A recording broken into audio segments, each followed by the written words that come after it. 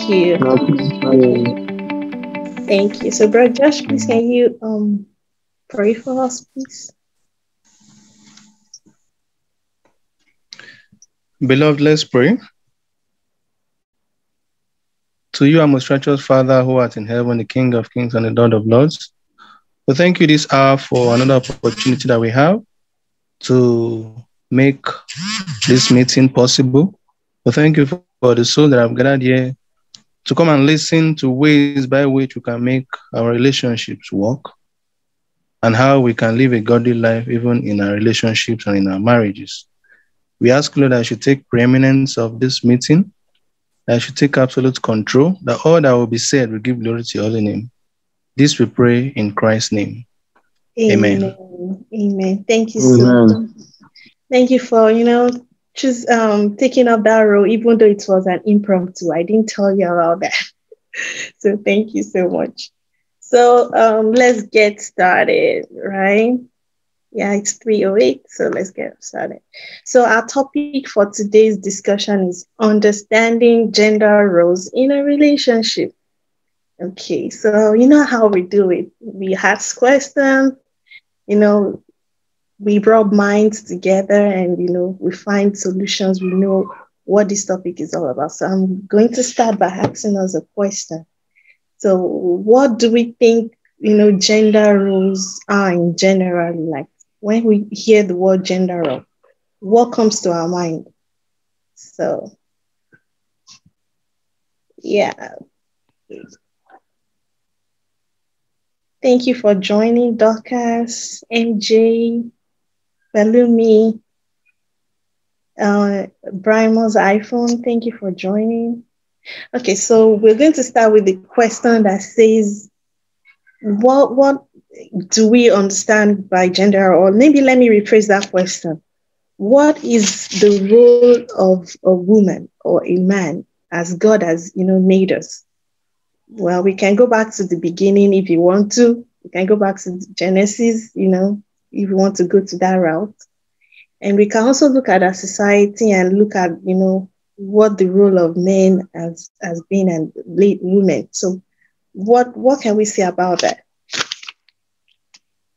Who wants to go first? First.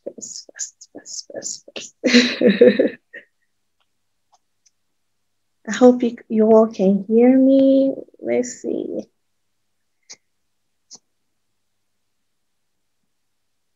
Should I go first or Brother Daniel wants to go first?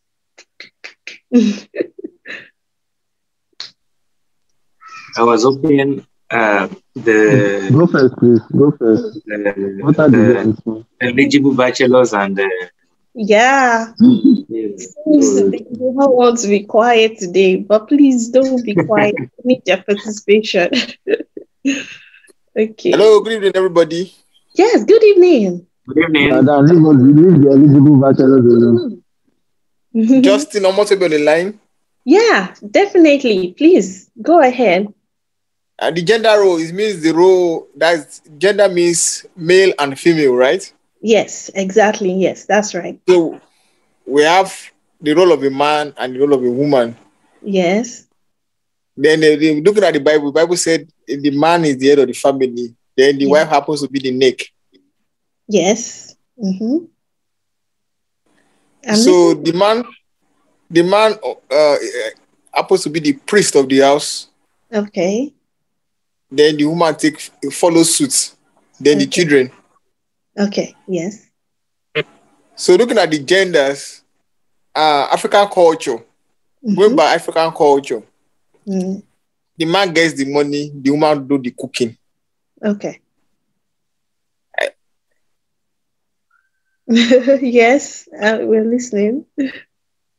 So I've explained it now. Oh, thank you. Absolutely. You're right, about what you said about African culture. And exactly that was what was on my mind when I brought up this topic, because it's something that we've not really discussed much, and we really need to understand what gender role is. The Bible, aspect, what the Bible says about gender role, what the society says about gender role, what culture, says about gender role. we have to look at all those different things, and we have to like look for a way to merge it together in a way that it's, pleasing to God.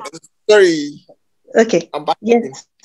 But with the culture is evolving. Okay. Yes. So at times there is no really role which they play. The both of them, they play equal role. But you know that sometimes the man still try to dominate. Like, this normally a man dominates the family. Like, he's the head of the family. Don't let me use the word dominate. He's the head of the family. Mm-hmm. So, like, but now women are coming up with this issue of feminism. Okay. Which is causing another havoc in the society. Okay. So, but looking at it culturally and biblically, okay, the man should be able to play his role well, because he also say a man that cannot feed his family is no better than an infidel. Okay. So when it comes to the money aspect, I think the man should be able to be more supportive, then the woman can assist, because the Bible says the woman happens to be an helper, not the head. Yes. Okay, thank you for that wonderful contribution. Thank you so much. Yeah, so who wants to go next? Thank you for setting the ball rolling. Thank you for that. Brother Daniel, yeah, you can go ahead. Yeah, I appreciate this topic. Every time gender issues are raised, it's always something of interest to me, because I've been studying it for a couple of years, and I am grateful to God for His revelation. I mean, God gave us the scriptures, yes, so that when we are confused, we can gain clarity, and we can get to the truth on all matters. Mm-hmm. Yeah. So I would begin this way. There are some things, there are some concepts that we have picked from the scripture that are entirely not what the scripture has said. Mm-hmm. What we have just done is to pick them out and then use our cultural filters to interpret what scriptures tells us. Now, the question is, what are gender roles? Okay, that's role of a man or woman as God has made us. Mm-hmm. If we bring God into the picture, we have to answer that question according to God's revelation. Mm-hmm. If we answer, there are three answers to that question. There are three schools of thought, so to speak. There is the contemporary answer, the societal answer. Mm-hmm. There's the traditional answer, mm-hmm, talking about our cultural practices and all that stuff. And then there is the biblical answer. And interestingly, I found out that all three are different. Mm-hmm. All three are different. So what's the contemporary answer that I have from my own observation? I feel that the contemporary answer is that there are no answers. Okay. That's the contemporary answer. They just come up with double standards all the time. When you try to pin down what society is saying about gender, roles, you are confused, because in one breath, somebody is talking about gender equality. Mm-hmm. And in the same breath, they are asking a man to man up, to be the man of the home. So if it's going to be gender equality, let's do 50-50. Mm-hmm. And let's know there is no captain of the ship. Everybody can do what they like. Mm-hmm. But there are situations or circumstances when they expect a man to act, when a man expects a woman to act in certain positions, but at the same time, we will still come back to say, oh, we are pushing for gender equality instead of equity. Mm-hmm. All right. Traditionally, there is a problem. And what's the problem? It's the problem of abuse. Our African traditional societies evolved through time. Okay, but some of our cultural practices did not evolve. And this particular issue relating to gender is one of those things that did not evolve. For example, in the traditional African cultural societies, men were the hunter-gatherers. They would go and hunt and farm and all that stuff.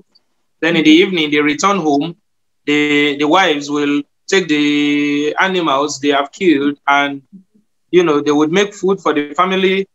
The friends will gather, there will be palm wine and all that. Women were fully devoted to domestic duties.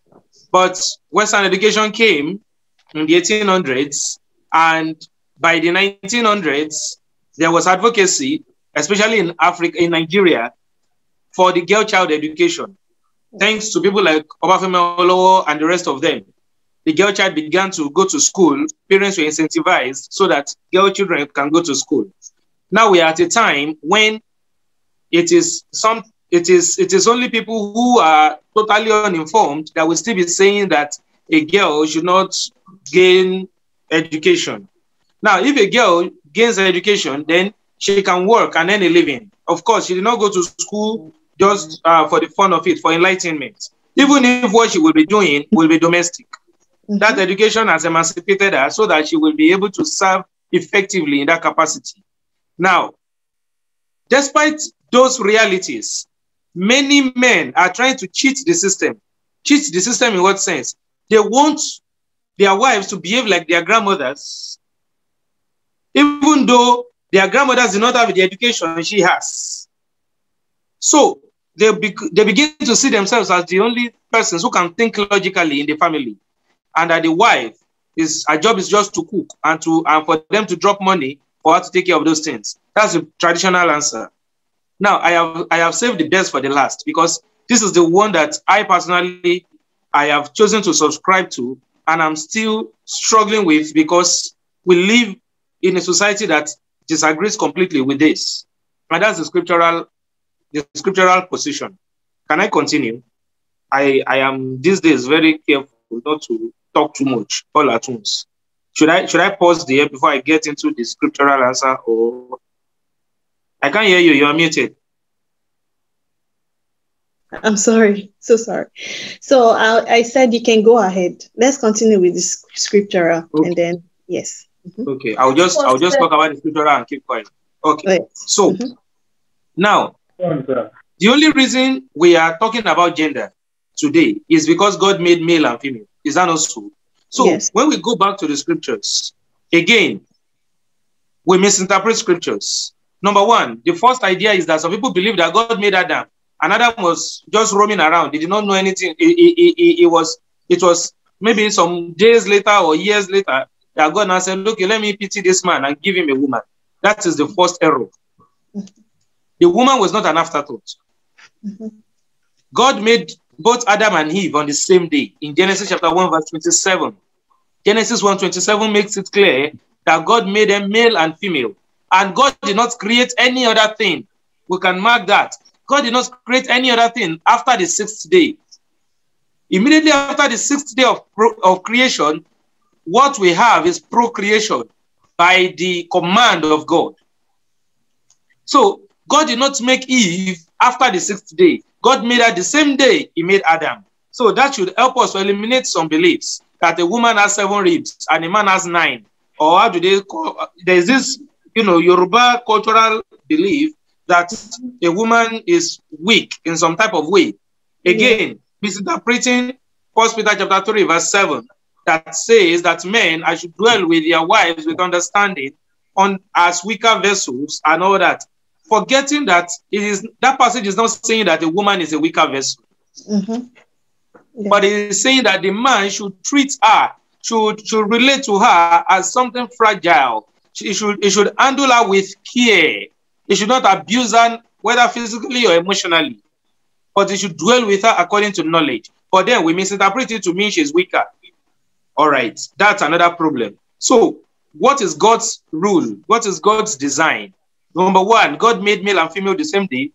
Number two, God made the woman as helpmeet. Now, translations can be deceiving.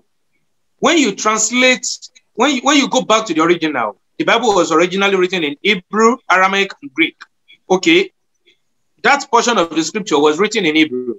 And the Hebrew word used in that passage is Ezra Kenegdo.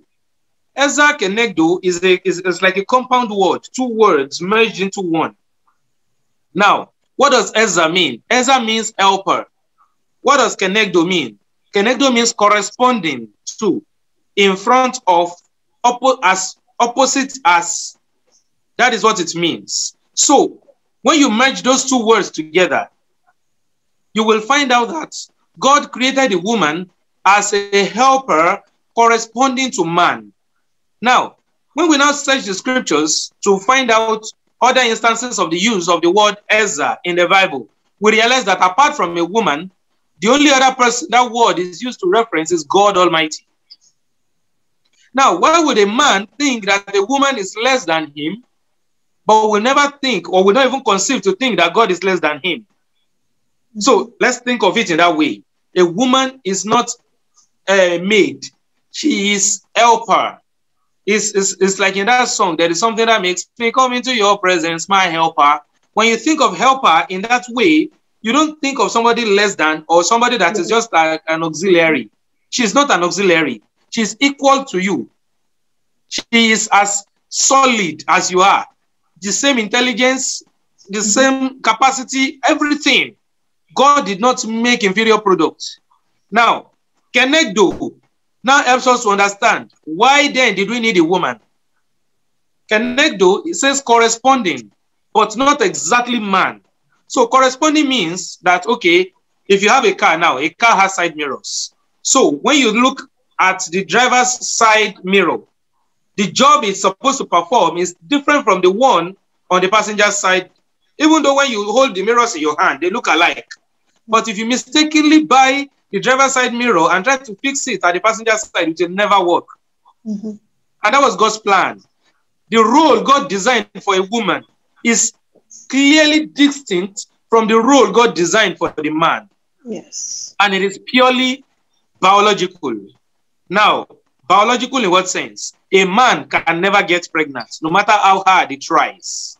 It is a woman who carries pregnancy for 9 months.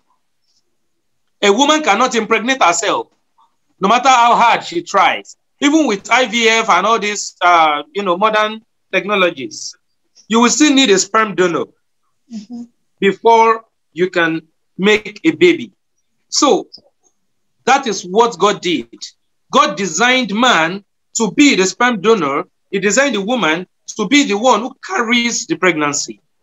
And to help them function well in those capacities, he designed them in a way that there are certain things that a woman will be able to do far better than man, and there are things that a man will be able to do far better than a woman because of the peculiar nature of each one of them.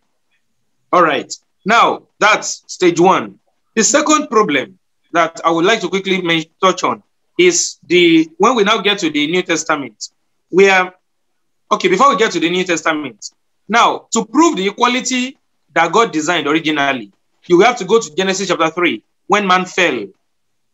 After man ate the forbidden fruit, God pronounced punishment.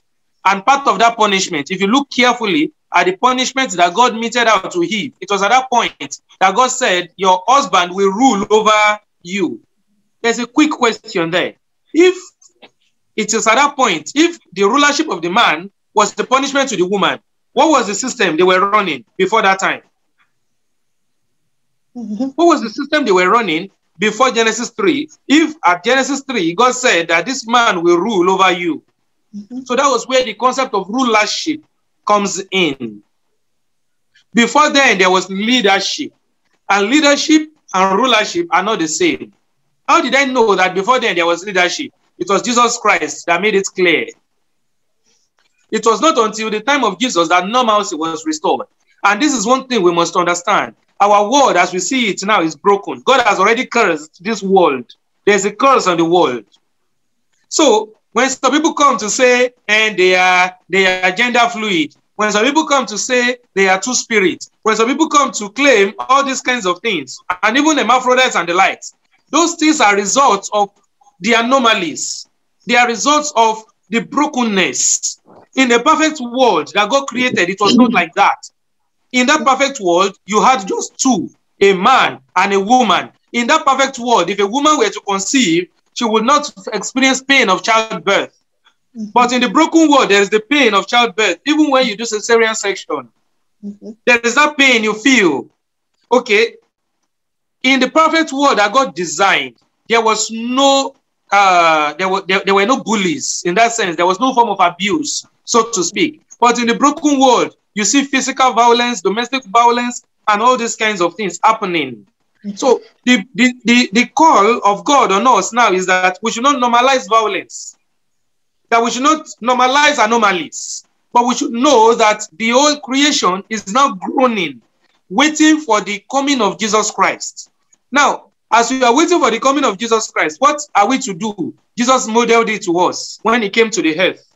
He was the very first Jewish teacher that would teach a woman in the public.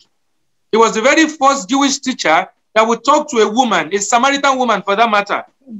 Okay, he was trying to show to us that this is not what God originally planned, and I am here to restore the original order. So Jesus Christ eliminated the patriarchy, so to speak. Patriarchy was eliminated by Jesus Christ completely. And that is why Galatians 3:28 tells us that when you are now in Christ, there is no male, there is no female, there is no bond, there is no free bond. Even the idea of slavery, Christianity eliminates it. Okay? So all those anomalies, Christianity eliminates it, so that in Christ, all of us are now equal. But equality did not eliminate role. Now, the role that we have is not defined for us. God now said in the home and in the church, the man should lead. In those two institutions, God commanded the leadership of man, and he gave reason. Because of the deception that Eve fell into. So as long as we are in this broken world, a man will lead in the home and in the church. Note, in the home and the church, not society. Yes. It's because some people come to say that a woman has no business becoming president, governor, or heading a company and all that. Not in the society. It is in the home and in the church that God commanded male leadership. And that leadership is even defined. It is not rulership. That's another point. It is not rulership. The leadership that God commanded in the church and in the home is servanthood leadership. That is why Jesus Christ is the model for that leadership. Jesus Christ did not come to be served, but to serve. But a man today will sit down and be expecting service because he has dropped 5 naira on the table. You see the problem? So if men understood leadership, they will be running away from it. They will even want to give the woman, please come and be leading me. If only they understood what it means. So now, finally, the final point is that 1 Timothy 5:8. Any man that cannot provide for his family, that is another scam that has been sold. When we go into the Greek word that is translated as man in there, we realize that it is the generic one, Haner, A-N-E-R, talking about mankind, not male. And to better understand it, even if you don't understand the Greek, you can use the English. When you read from verse 1 of that chapter 5 of 1 Timothy, you will realize that Paul was addressing issues relating to widows. Who is a widow? Is he a male or a female? It's a female. Then in verse 8, he now says, anyone, NIV tries to do a justice to it, but there's always language problem whenever you are translating. NIV says, anyone who does not provide for his own family. Some people will now say, still saying is. You should know that not until recently, in language evolution, it was not until recently that they began to be used to refer to both gender. Before now, whenever you want to use a pronoun to refer to male and female, it is the male that was chosen, again, because of the patriarchy that had been existing, okay, in our societies and before the coming of Christ. There was patriarchy. So you see those men, they were marrying many wives in the Old Testament. They were doing so many things. Women were not counted, you know, and all those kinds of things. That was the brokenness. It was not God's plan. When people read it, they will say the Bible does not like women. It's not true. If you go back to God's commands, even in the Old Testament, on how to treat women, you will know that God actually cared for every one of them, both male and female.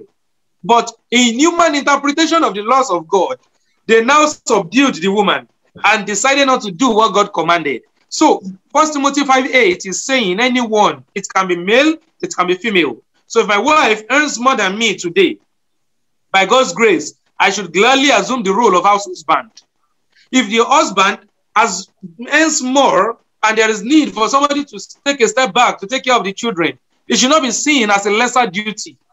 It should be seen as working together under God's plan, with God's love, to bring about harmony and progress, because the mandate God has given the male and the female in a marriage is that they build a godly home.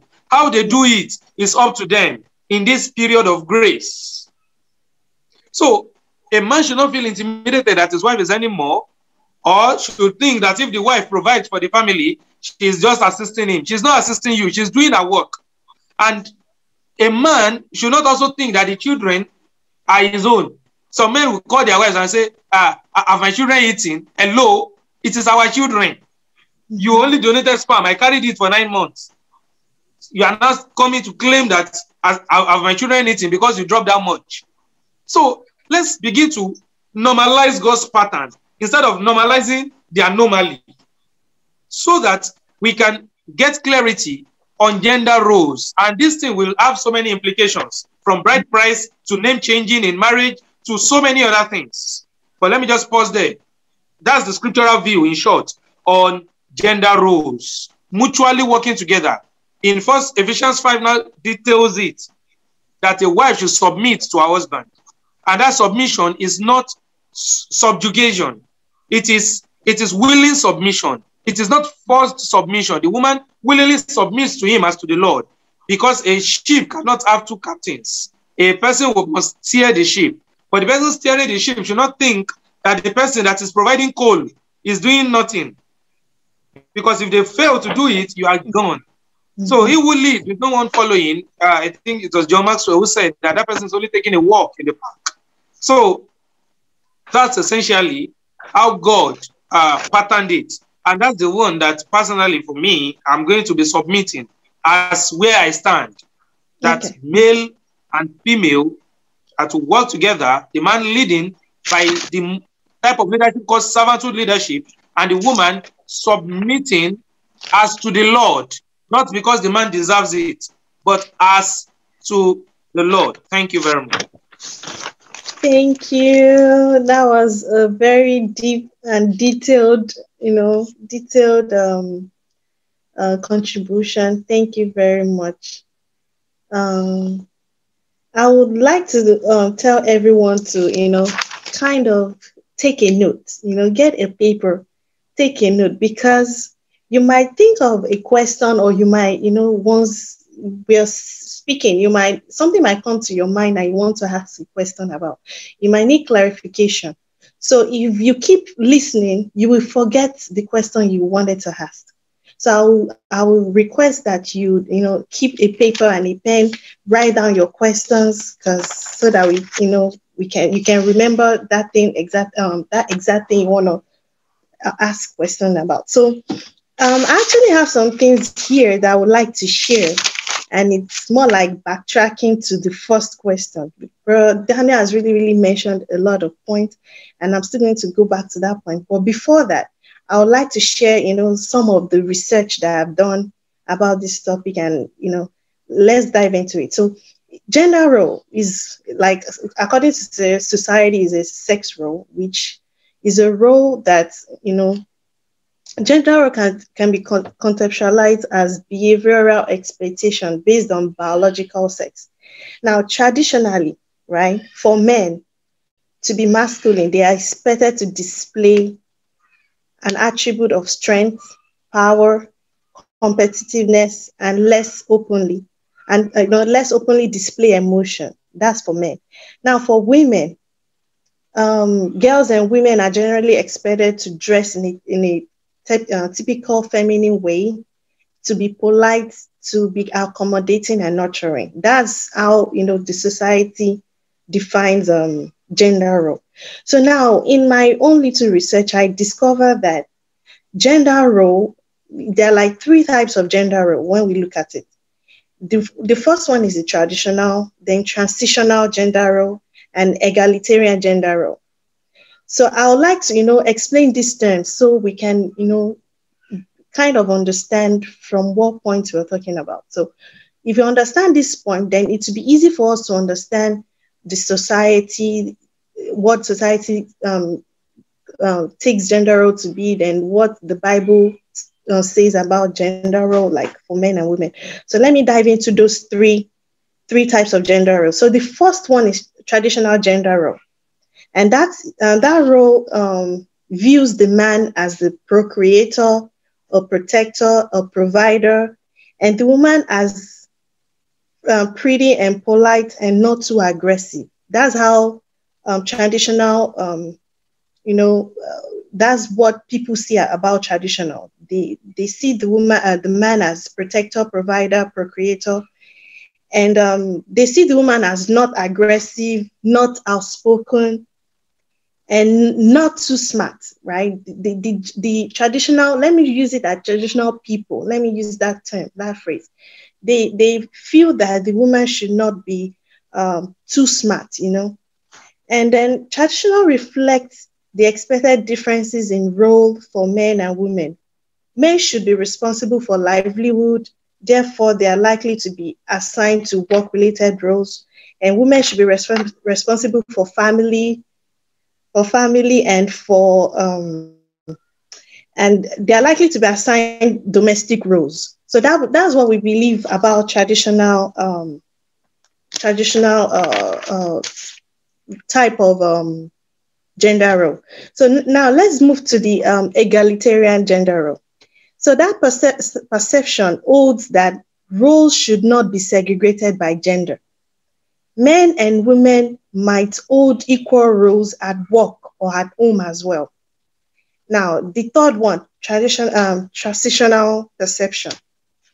So that one holds, it lies midway between traditional role and egalitarian roles. So I would say in Nigeria, we tend to, we always focus more on the traditional gender role. And it's because of our culture, I would just say the culture and probably our religion, So we lean towards more on traditional role. We believe that women should not be aggressive, which is right. We believe that they should not be too outspoken. We believe that they should not be too smart. That's how the culture sees it, and that's traditional, right? So, but if we look at it, the three types of gender role, some believe that it should be midway, some stand in between, like they stand in between traditional and egalitarian, which means you can be a traditional person and you can still be egalitarian, which means you can still allow your wife to work, allow her to take her duties in her home and all that. So I'm just trying to explain those three. You can read it up if you want to. Now, we need to understand that the Bible is more like the standard we need to follow. Now, looking at the Bible standard, when we go back to Genesis, I'll mention some things Brother Daniel said. When God made the man and the woman, right? God made a woman as an helpmate, right? And like he rightly said, he defined the word helpmate from the Hebrew, and it means helper. Some verses of the Bible uses helpmate, and while some uses helper. Both are the same thing. Now, because God removed from Adam's rib to make woman does not mean that she's a lesser being. God made a woman. If we go back to the Genesis, it talks about after everything God has made, even after God has made man, after God has made the earth, the sky, the animals, the created light and darkness, and everything in the atmosphere, he made man, right? Man was the first one he made, right?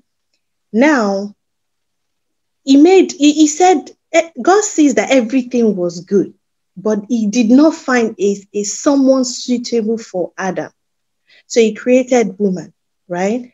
So that doesn't make Eve a lesser being. It just makes he created someone that is equal to Adam, that is going to be there to be as a companion to Adam. So that's from the from the beginning. And like we saw it when they both fell, like when they sinned, God changed the role, right? So he changed the role and made man the leader.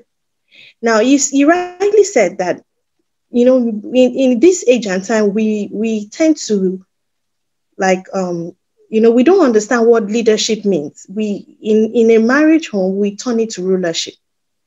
So, which is not right. So we need to understand what it means to be a leader. And truly, if you understand what it means to be a leader, you would think twice, before you want to, as a man, before you get into marriage, because it's a big role that God has given to us. And now, if you look at the hierarchy in a church, God is the first.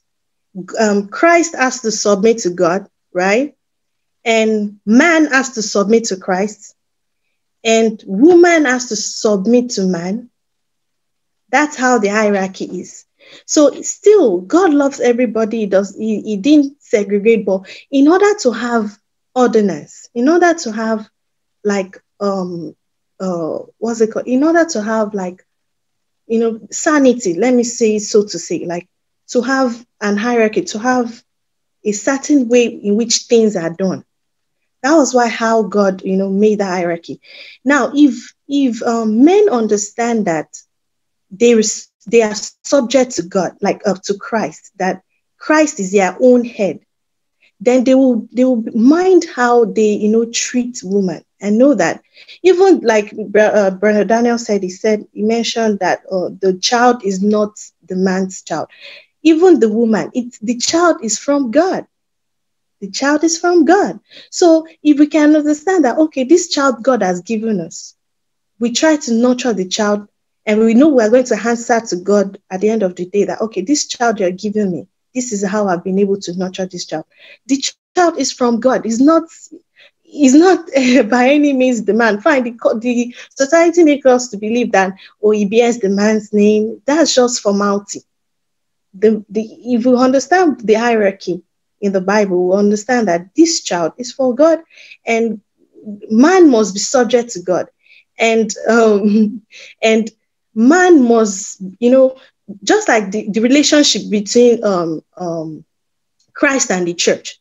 Christ is willing to lay down his life for the church.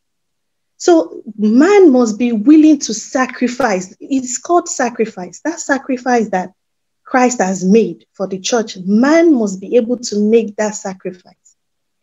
And it's just, the Bible has simplified it in a way that woman must submit to her husband, not to, like Brother Daniel said, in the church and the home. That's where it works. She must submit to her husband and to those that are leading in the church. But now, when it comes to society, they believe that women should be this, should be that. Like, it's all about leadership, and God sees everybody the same way.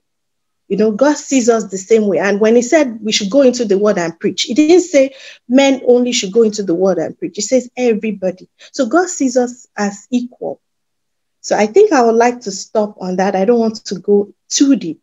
And I would like to, ask that question again, because we've only had two people that has, answered that question.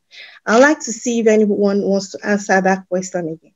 So from what we've said, I don't know if, you still have questions. What is the role of a man in a relationship? Now, let's come back to in a relationship. We don't want to, derail. Let's come back to in a relationship. What's the role of a man in a relationship and the role of a woman in a relationship? So who is ready to take on the stage? So come on, let's hear more from you guys. Not from Brother Daniel now. He has, made this point clear. So who else is ready to, go ahead and speak? What do you think the role of a man should be and the role of a woman? Let me check the comment box. Who wants to go next? Please unmute yourself, use the raised hand emoji, and, Let's see.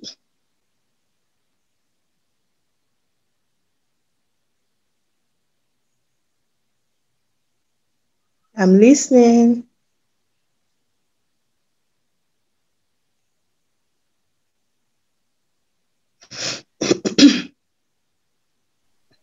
Maybe you should call names. Okay.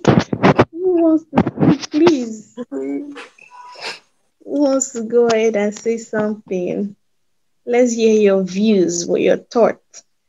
So, in a relationship, the role of a man is going to be, is a little bit slight different from in a marriage. So, and the role of a man is slightly different from, like, the role of a man in a church is different. The role of a man in a relationship is different. The role of a man in marriage is different. Even the role of a man in a society is different. So we're looking at the role of a man in a relationship. I know it's going to help, it's going to, take us to other roles, But let's start with relationships. So who wants to go ahead and speak? Oh, Shagun. Shagun, you can go ahead, please. You can unmute yourself and speak, please. Okay. Good evening, good morning, good afternoon. Can you hear me? Yes, we can hear you. Go ahead. Okay. Yes, Yeah, thank I you. just wanted to get a clarification. I think you were making a distinction between in a relationship and then in a marriage. So I don't. So can you clarify? Are they two different? I thought they were supposed to be the same. Well, yeah, it's the same, but a little bit different because, the way we relate to each other in a relationship. Now, I'm talking about dating relationship. Maybe I should be very clear. I'm Okay. talking about dating relationship. Yes. Now, when we look at relationship, it could be marriage relationship. It could be, dating relationship. Thank you for that. I will clarify. It's dating relationship. Now, in a marriage, the role is you can find that role in the Bible. Now, when it comes to dating in a relationship, what are the roles? What should be the man be doing? What should the lady be doing in a relationship? So, what are the gender roles? Like, let me take for instance, women, ladies, we believe that okay, he's my boyfriend, then he should be able to, provide me this, get me that, and then the woman, sorry, the man too would think, oh, she's my girlfriend, should be able to do this, that. So, what are the roles? That's the question. So, I hope I've been able to Okay. clarify that. All right. Yeah, I think I got that now. Yeah. Yeah, but first of all, it's a little bit dicey because now when you're talking about duties in a relationship that has not yet ended in a marriage. Mhm. Yeah, because now I'm beginning to trying to look around at is there a particular kind of role have you, because you are not yet in a, should I say, committed relationship, and like it's not like, but generally I will just speak because the way I see it is this: whatever you, whatever you are while you're at that stage, at the dating stage, is what you will carry, Yes. is good what you carry with you when you're Yes. entering the marriage. So Yes. I don't expect some a particular behavior or attitude or doing Mhm. while you are dating, and then Mhm. something else while you are in a marriage. Mhm. I expect for there to be a continual. In fact, what I expect is that okay, whatever you are doing while you are dating, it should be like a kind of assurance that okay, this is what I'm going to see when I settle down with this person. So Yes. that's why I didn't want to.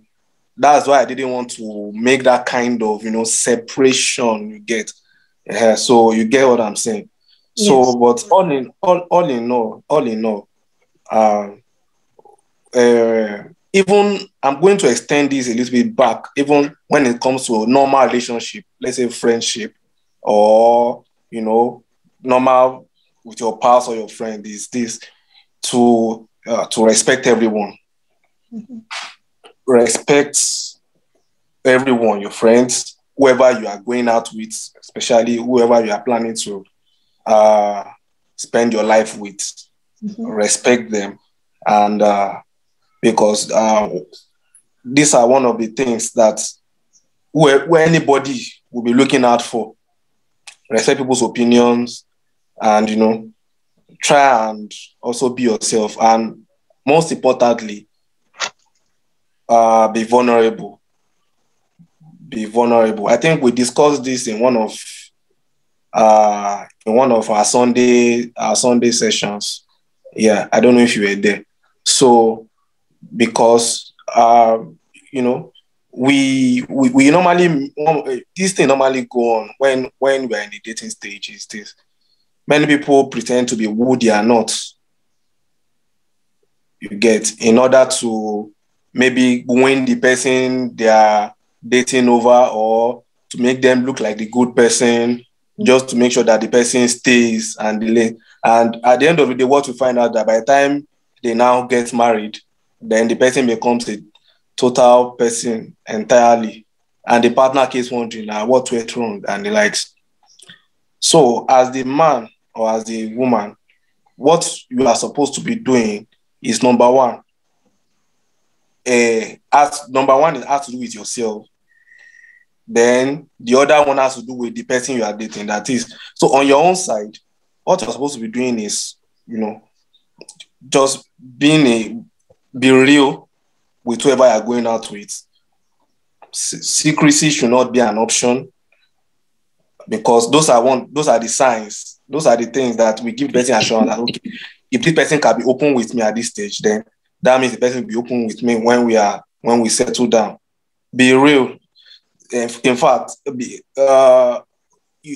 will get to a certain point that you will so get used to yourselves, to your pattern of this, and that you will not even know the difference between when you are dating and when you are married, apart from the intercourse part, by the way.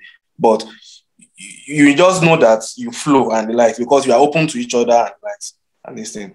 The other one that has to do with the other person has to do with what are you watching out for? What are the things that you are even looking out for in this person? Is the person, does he weigh what you are looking for? And the person doesn't weigh.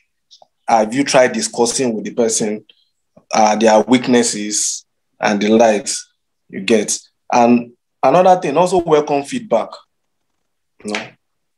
Get feedback from the person, because there's this tendency that maybe because the person doesn't want to lose you, they try and reduce your bad side. They don't want to talk about your not so good side, because maybe they don't want to lose you and likes.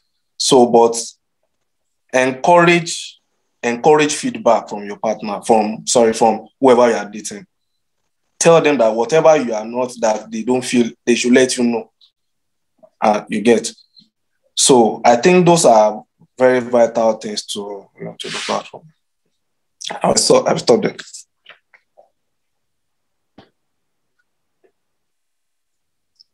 You are mute. Sorry. Sorry about that. So thank you very much, Egon. You've mentioned very real points. And if we're real, we can be very, plain and open, and there won't be any, secrets. There won't be any, things that, the other person will be caught unaware, because, and it's as simple as, just, following God's command of, just being who you are. So as a matter of fact, you're right about respecting other people's opinion. Everybody cannot, think the way you're thinking, because we all come from different background and with different, ideas. So we need to understand from what point the person is coming from, and try to understand what that person is, trying to say. And you're right about feedbacks. We should not, reject corrections. We can as well, accept, and know that that person is speaking from the point of love. So we should welcome those feedbacks and not, just say, oh, maybe even if I say this, he's not going to like me again. So thank you for that. I think someone else raised his hand. That's Samuel. Please, Samuel, can you go ahead and speak now? Samuel, are you there? Someone out here, I think I saw your hands raised. Yes, I'm here. Good evening, everyone. Yes, good evening. Yeah, thanks. I'm enjoying myself here tonight. Maybe that's why I'm disturbing the chat bot. Oh, thank you. Thank you for letting me know. Okay, thanks for this opportunity. There's a whole lot that I'd like to say, but I'll try to be as brief as possible. Okay. I think first and foremost, a man should take responsibility for his actions and his decisions, and even inactions. Very important. Sadly, we have a culture that supports people abdicating responsibilities or trying to shift the goalposts or trying to blame everybody except themselves. So I feel that first of all, a man should not shift blame, especially to his partner, or try to defend his mistakes, especially when they are glaring. He should always acknowledge, apologize if need be, learn from it, and do things to make it right. And also, sometimes I know because of the manly ego in this part of the world, there's always that defense mechanism to not want to say I'm sorry, even when it is clear that you are in the wrong. It's not a big deal. I just feel that it doesn't make you any less of a man. It demonstrates rather that you have the confidence, the courage, and the integrity to admit your faults and put up ways to correct them as expected. And then I also think that it's important that a man should take the tough decisions. I remember when we had the open forum after discussed with the guys what the guys want or what the guys look out for, what the ladies look out for. I remember that there was a recurring decimal sort of people were saying, "Oh, I like a man who is confident and can stand his ground and can take decisions and all that." Yes, it's very important because somehow, some way, the decision making is something that I know that women like to see. They like to see, that level of he's in charge. He knows what he's doing. He's of a sound mind. And also, I also like to think that when making decisions, you should also seek to understand your partner's view and flexible. Also, you should be flexible enough to factor in those views in your decisions, because like one of my teachers will tell me, says, no matter how tough you are as a man, at some point, your wife is going to control you. Mm-hmm.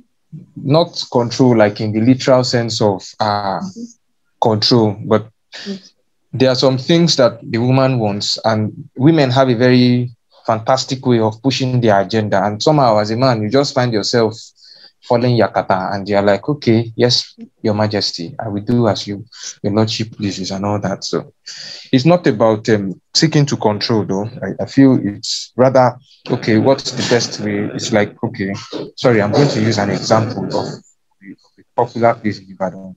It's like, okay, the man is in Ojo, the woman is in Songo.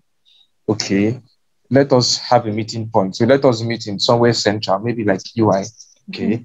I don't have to come to Songo. You don't have to come to Ojo, but let's have a meeting point. So I feel that if you're also reluctant to make decisions, you're likely to be too self-conscious, and it would result in you being afraid of making mistakes. I think from my small knowledge and experience, women do not like indecisive and cowardly men. They like you to be bold and show that boldness and confidence, even in decision making. And then I also like to say that a man takes an initiative, he leads. I feel that leadership gavel sort of was handed over to the man, sort of, and he should always step forward and address issues boldly, confidently, and like I said earlier, with a sound mind too. If he's not sure how to address it, seek help if need be. But some people, some men like to play it safe and avoid taking the lead because they don't want to be criticized. So I like to say that the real man will say, "Oh, I'll handle it," and he takes the initiative to solve the issue the right way. However, it's also important that you should factor in your partner into these things too. Okay, I think I learned this the hard way. A real man stands up for the relationship. Sometimes people are guilty of making inappropriate and condescending remarks towards your partner. I feel that a man should always stand up and say, "Oh, this is what I want, and you have to respect my decision." And with clear-cut reasons to defend your decisions. I like to say that you should be able to, as a man, you should be able to defend your PowerPoint the way Joseph defended his PowerPoint before Pharaoh. And then this can also prove that he is expressive of himself, is confident, and is up for protecting his woman, and also not a mommy's boy. Okay. Apologies to the mommy's boy around. Yeah, Yes. Thank you so much, Amber. Yeah. Okay, so you've really mentioned a lot of things, and I'd like to go through that again. So I appreciate the fact that I said men should take responsibility for their actions and behaviors. Because of the ego that men have, it's normal. They tend to try to sweep their mistakes under the carpet, and they don't want to take responsibility. So as much as we want everybody to take responsibility, women as in children, we want them to take responsibility for their actions. We want them to say, "Sorry, I'm sorry for doing that." So men should be able to take responsibility for their actions in a relationship. And you should be able to acknowledge that, "Oh, okay, what I did the other time was wrong. I'm sorry." Don't just think that, okay, I'm the man here, and then you keep quiet and you expect things to go the way it should be. I don't think that's right. And you mentioned confidence, integrity, that men should accept when they are wrong. And it's because across everybody, even women should accept if they are wrong. You say, "I'm wrong and I apologize." And you talk about making tough decisions. And when it comes to decision making, I would say that just like, I don't know if you were the one that said it, but in this short time, you said something that when it comes to decision making, it's a two-way. It's a two-way thing. It's not just one way. So you should, if you're going to be in a relationship, what happens in that relationship is what is going to happen in a marriage, right? So right from now, you should be able to, carry your let me put it, girlfriend along. And it's called communication, right? It's called communication. When you're really, really serious and when you're really, really committed to this relationship, then you should be able to, communicate your ideas, communicate your feelings, communicate, in every way that you can to let that person understand your point of view. And when it comes to accepting suggestions, well, that's where the leadership role comes in. Because a woman makes a suggestion does not mean, "Oh, she's the weaker vessel. What does she know?" The traditional people will say, "What does she know? Go and sit down somewhere." So I don't think it should be like that. It should, as someone that is, going to take up the leadership role, you should be able to listen. Listen to what she's saying, listen and understand from what point of view she's coming from. You should be able to analyze what she has said. And if it's good, take it. If you think it's not going to work for you, that's fine. For I would say for women in general, even in a dating or in a married relationship, we just want to be heard. We just want someone to, just understand what we're trying to say. We don't necessarily want to force it that, okay, what I've said is what you must do. No, that's not the thing. We just wanted you to, make us feel important, that, okay, you're listening. We just want that listening ears. So if men can have that listening ears and try to, analyze what she's saying, I say, okay, thank you for that, wonderful suggestion. Thank you for that wonderful advice. I will think about it, and, if I will think about it and, make adjustment. That's all ladies want to hear. So we should be humble enough to, listen to what, our partner, girlfriend, boyfriend, what they're saying on a particular subject, because it can as well save us, because we don't even know, maybe God is using them to, speak to you on a particular subject. So when it comes to decision making, we need, to carry the other person along and hear their point of view. And, maybe even if we start hearing her point of view now, if she's the right person for you, So you also talked about, meeting each other at a halfway. It's all about, just, making suggestions and, having to know if you guys are perfect for each other, and try to know if you can meet each other at an halfway, if you can reach an agreement on a particular topic.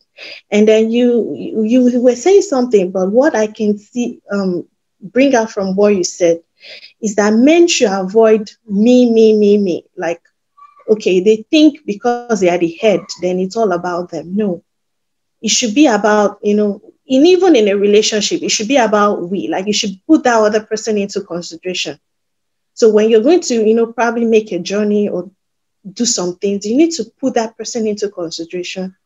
And you should avoid that me. It's not all about you. It's about both of you in that relationship. Then, a real man should stand up for his relationship. Yeah, it's called commitment. When a real man stands up for his relationship, it's called commitment. Then you need to learn to understand, come from that point of understanding. We should not just, if you're not clear, ask for clarification. So we need to be able to understand each other and be able to, address each other on that level. So another person raised up her hand, and that's MJ. MJ, please, can you go ahead and, unmute and speak now? All right, thank you. You're welcome. You already said part of what I want to say. Okay.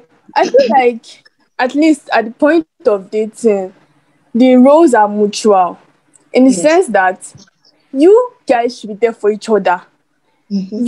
You should be able to listen to one another.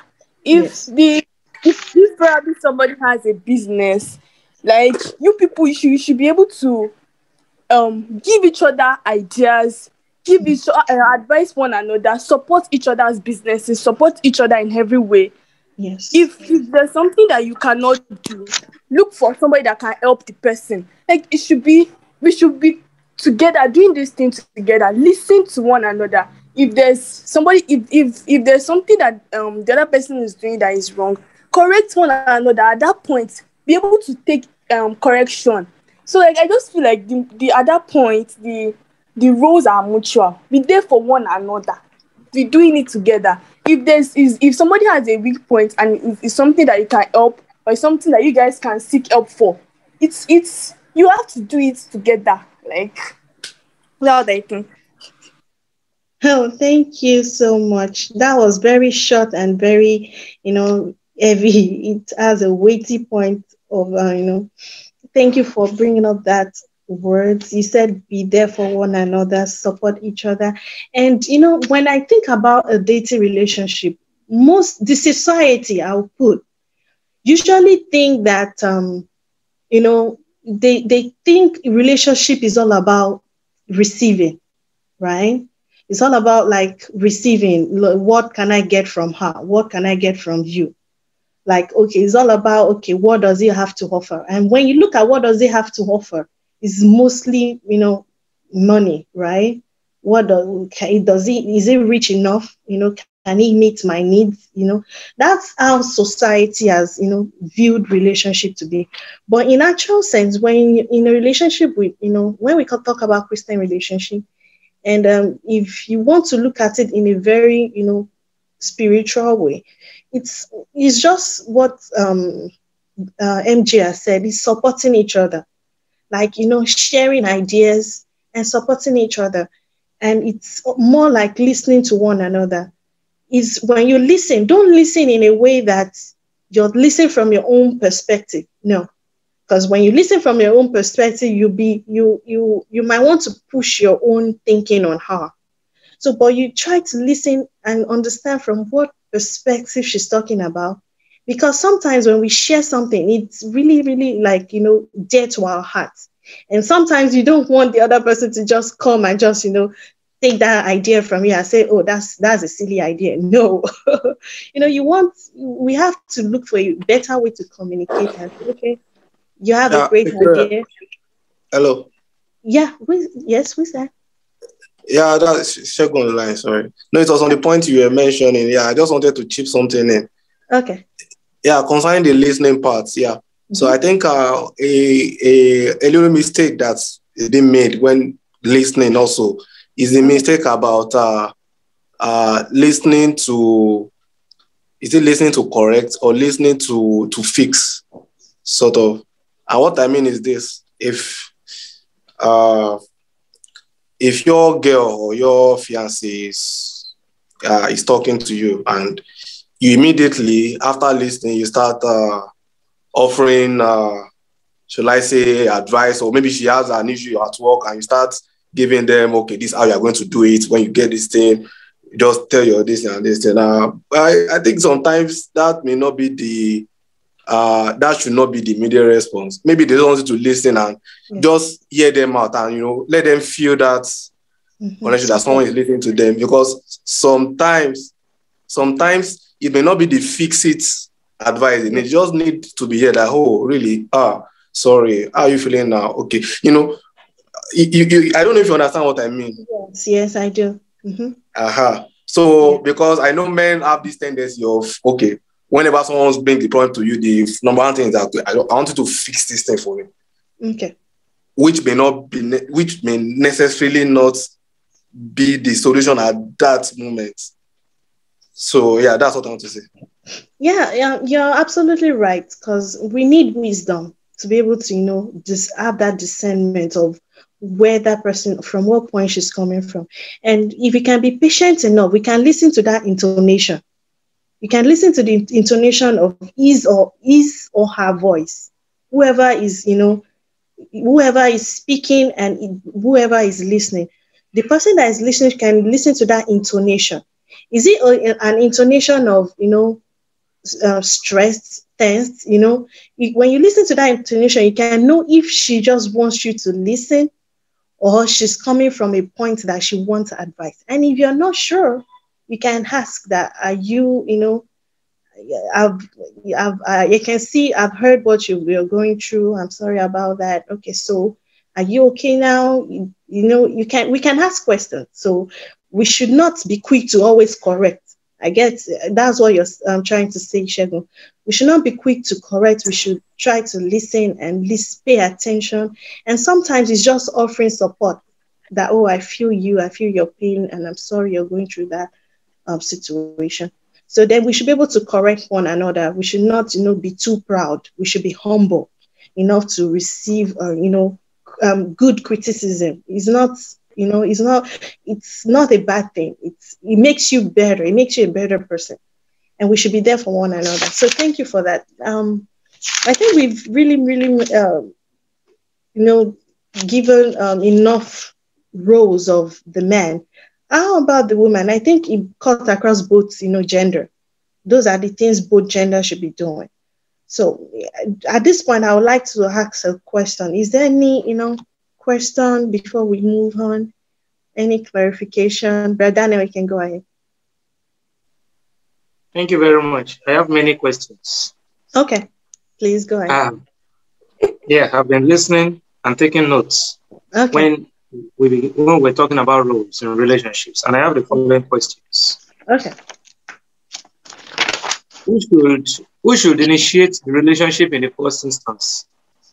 Okay. Should the guy initiate it, or can a lady also initiate a relationship?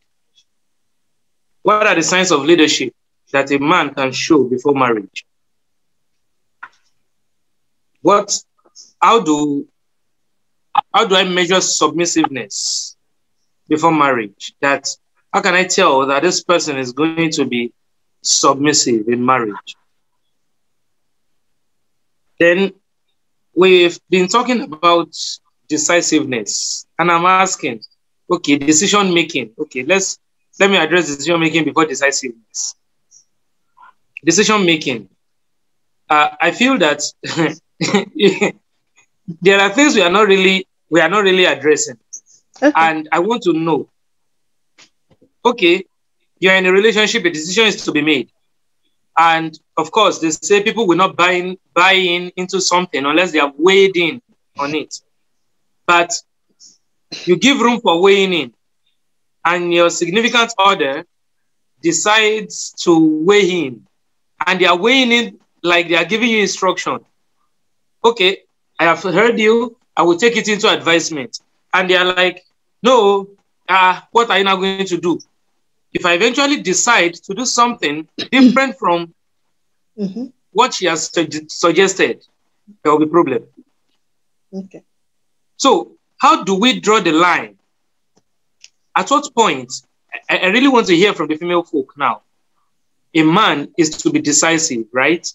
That decisiveness, how does it not infringe on you weighing in on ideas? And then how do you also ensure that when you weigh in, you recognize that this is the captain of this ship? Okay. And if he has heard me, if I feel heard by him, I should trust that he will make a decision that is in the best interest of the family. My next question is the question on standing up for your woman. What does that mean? How do I stand up for her? Shouldn't she be able to stand up for herself? What will I be doing to stand up for her? Is it that something will happen in the street and then she will probably look for trouble, and then I would go and pull off my shirt to want to defend her, and then she will know that, yeah, Daniel loves me because he's fighting on my behalf? Does it mean that if she is quarreling with someone else and I'm trying to tell her, lady, you are wrong, you should apologize, and then she says, no, you should be on my side? What does that mean? What does standing up for my woman, what does it mean for me as a man? MJ has answered one of my questions when she mentioned that we need to demonstrate commitment to each other, support one another. Like, it should not be one-sided. We should both be pulling the other person and, filling in those gaps. So let me pause, my question there for now. Okay. Who should initiate relationship? Signs of leadership, signs of submissiveness. Where do we draw the line when it comes to standing up for our partners and then decision making? At the end of the day, who gets to decide? Thank you. Okay, so thank you for that question. And I think I want to talk. Okay, who is that? Hello. Okay. Continue. It's Dorcas. Okay, Dorcas, I'm going to give you. It's Dorcas. I'm going to give you a few minutes to talk. All right, that's fine. Yes, I will call you up. So every of this question, I'm going to throw it open to everybody. But before I throw it open to everybody, I would like to answer that decision making. Okay, so when it comes to decision making in a relationship, it should not be a one-side decision making. It should not be that, okay, the man has made the decision and that's the final. It should not be that the woman has made the decision, that's the final.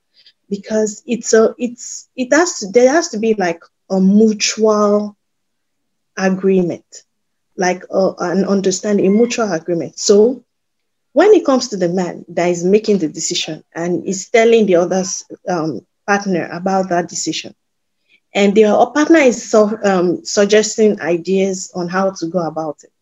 Now, the person that is suggesting making that suggestion should know that whatever suggestion I've made is just, coming from her perspective, coming from his perspective. It might not, work in that way for that man or for that woman. So we need to understand that we're only, making suggestions, and the other person still has the final say. Now, when it comes to a man, let me put it that way, because of the way God has made that role, right? So when it comes to a man making making a decision for the family, let me put it that way. As an helper, the wife can make suggestion and say, okay, this is what I think about this. This is how I think we should go about it. Now, because he is the head, right? The woman should know that she's still in submission to that husband, right? So you can only hope and pray that he makes the best decision. So yours is to advise, just like the vice president. The vice president's job is to advise the president. The president makes the final decision. So that's why in a relationship, before we get married, we have to know who we're getting married to, because you're going to be in subject to that man. Subject, and when I mean subject, I don't mean a slave. That's not what I mean by subject. So if you look at it the way the Bible has organized and arranged that hierarchy, you're going to have to, let him take the lead. You're going to let him lead you. So before, in a relationship, you have to make sure that the person that you're getting married to is someone you're willing to, bow down under his leadership. I think there's so many still. So he's someone that you must make sure that, he has that leadership quality that is necessary for a home, that he understands what it means to be a leader, not a rulership. You understand how, because even Christ demonstrated leadership for us. He was willing to wash his disciples' feet. That's what a leader would be. A leader must be able to sacrifice. A leader must be able to listen. A leader must be able to, be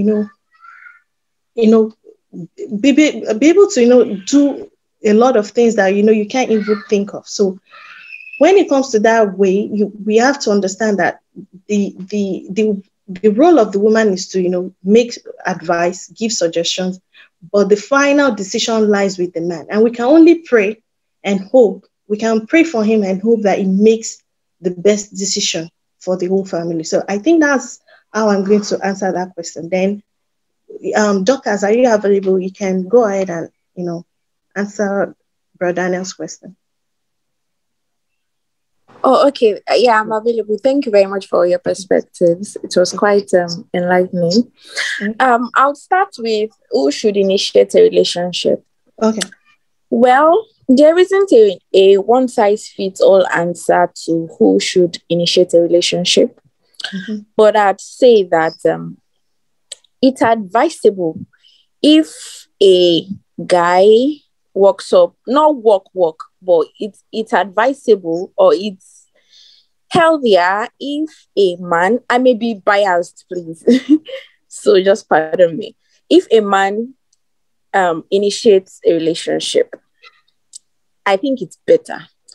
But if there's a sister that is interested in a brother, I wouldn't advise you to walk up to him and say, hello, do you mind if you start dating and stuff? I'd just say, be his friend, be interested in his life. As much as possible, try to find out if he's single and available. And I'm not saying you should be, what's the word? I'm not saying you should not be straightforward with him. I'm not saying you should manipulate him. No, that's not what I'm saying. But be friendly. How do you find out whether he's single and available? Without necessarily... You ask around. Ask around. Okay. Yeah. That's why it's good to have friends in the church. So just ask someone, do you know the XYZ? Is he single? Do you think he's available? Blah, blah, blah. And if he's also someone who comes to church, I'm biased here. If it's someone who comes to church regularly, then you can find out. You can get answers to these things. I think we know a bit about ourselves to know who is single and who is not. And just be his friend and be interested in be a good friend to him and be a bit more interested. Let him see the signs that you like him. I'm not saying you should start falling all over the place, but just strategically place yourself as someone who is available and ready to I'm ready for a relationship. I'll just say I'm biased, so I don't advise a lady walking up to, although there's nothing wrong in it, but I've not seen one that was successful at the end of the day. So that's why I'm a bit biased. And even when issues pop up, you see some back and forth and men or the guy says stuff like, well, you came to ask me out and stuff. So I don't think Nigerian men, please, I'm a bit biased, are ready for the kind of walking up directly and asking for a date. I honestly don't think so, because they'll start thinking, is something wrong with his sister? Is she sick? Is she a rock by J? So I honestly don't advise that. Just strategically place yourself in his life, be his friend, be open-minded, be available and stuff. So, and just pray too that he sees you, because he may not see you.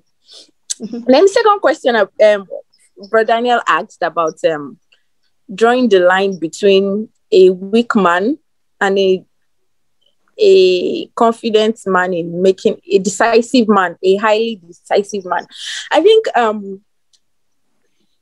decisiveness comes in two ways.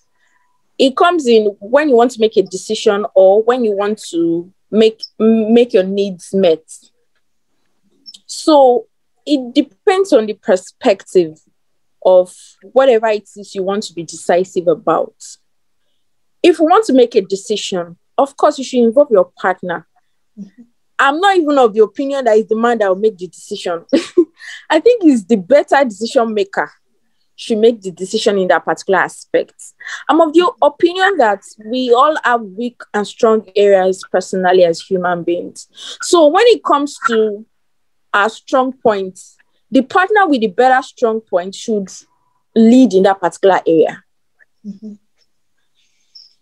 When it comes to where, I'm not saying the man is a weak decision maker, but if you have a wife that has a very sound sense of judgment and can make sound decisions, of course, two of you make the decisions, but I think just better trust your partner's judgment. When it comes to areas where the husband is weak, the wife can also take the lead in that particular area. I don't think it's a responsibility. I think it would be unfair if you know you are better in this area, but because of because of these expectations we already made in our heads about who to do this or that, then we take a step back and now allow an affast and make mistakes when you can avoid it. I'm not sure. Yeah, so I think that's what I have to say. Thank you. So we have 5 hands up, and I want us to be very brief so that we can have everybody talk, and we can we can watch our time usage. So Alice Owolabi, please, can you go ahead and speak? Thank you. I just have one question. I don't know if it has been addressed before I joined class. Okay.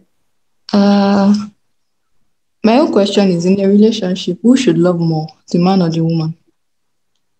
Okay. Who should love more? I would like to answer that question. And I would love to hear other people's opinion too, but I will speak from my own perspective. Okay, so in a relationship, I believe, in my own perspective, I stand to be corrected. I believe it depends on who made the first move, right? So most of the time, men make the first move. Right. So in my own perspective, I would say men should love more. Why? Because the Bible says, like, the love, like Christ loved the church and was willing to lay down his life for the church. And Christ, what we say in the Bible is that he placed that Christ church, relationship with a man, woman relationship in a family, right? So just like he said, because he loved us, he was willing to, die for us. That was my own perspective, though. I just believe that, and because of the role that, men take, like in the society, we believe that they are meant to make that first move. Yeah, it works that way. Now, sometimes it happens, the page can, be twisted and can, shift to the woman loving the man. But we have to be very careful because we can be deceived, that, okay, I love you. And there are other things that should be considered, that should be put into the consideration, because love can also be, the other things needs to be, put into consideration. It's not just only love. So I don't know if there's anybody that wants to answer that question quickly, even though we still have other questions pending. So who should love more in a relationship? Yeah. Hello, can I just quickly say something? Okay. Okay. Yeah. So I think it's a very dicey question, but also a little bit even straightforward. So the first thing we need to ask ourselves is, when you mention the love, what exactly are you saying? Are you talking about the flowery, that butterfly in your belly feeling? Is that what you're talking about? Because we need to really now know how are we even quantifying this love that we are talking about? You get what I'm saying? So how are we even quantify? Okay, who should love more, the man or the woman? Now we are bringing forward that, okay, who first launched the relationship, and okay, the Bible says the man should love the woman and likes. Like, so how do we even quantify this love to know that, okay, this person, who is the, should I say, who is the referee in this, who is love more? How do you even know, okay, this party that loves more and this party that loves less? I don't know if you get what I'm saying. Because Okay. if we don't know that, there's no way we can even able to know how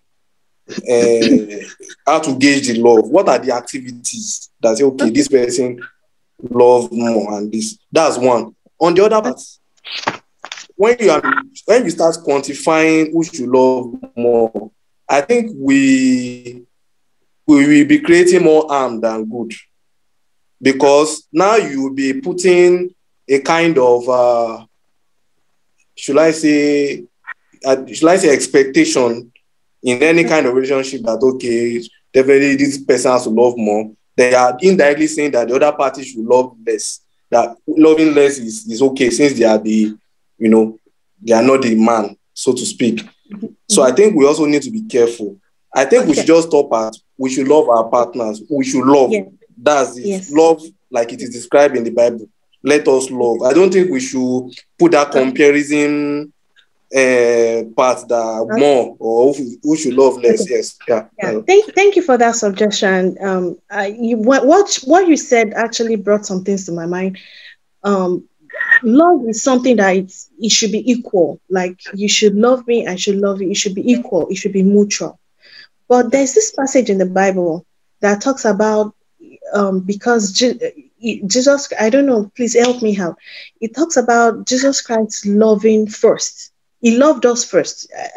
Please, Brother Daniel, can you please help me out on that? Romans chapter 5, verse 8. Okay. Saying that Christ loved us while we were still sinners. Exactly. So, but when we're, according to what Shegun said, the love should be mutual. It should be both, parties loving each other.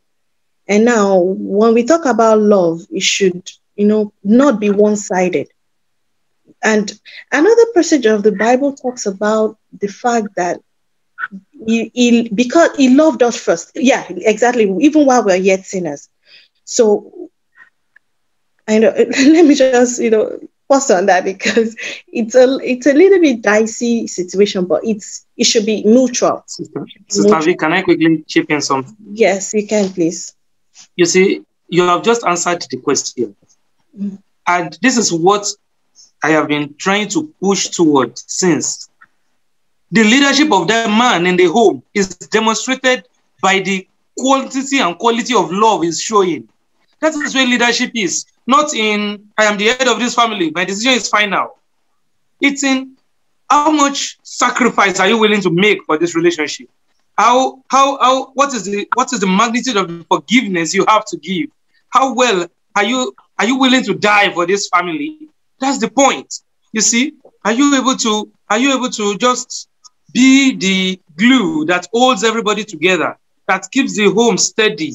Because it is love that must be the bedrock of a family that is going to succeed. And it all comes back. On easy lies the head that wears the crown. It is not by sitting down where they are cooking food and eating 2 pieces of fish for every meal. That's not headship. It is in the love. So God gave that mandate to the man. He understands why he did that. Perhaps women will naturally respond to the love that he shows in that kind of way. Maybe I really can't say for sure, but I know that God has told me as a man, I am the one who should love.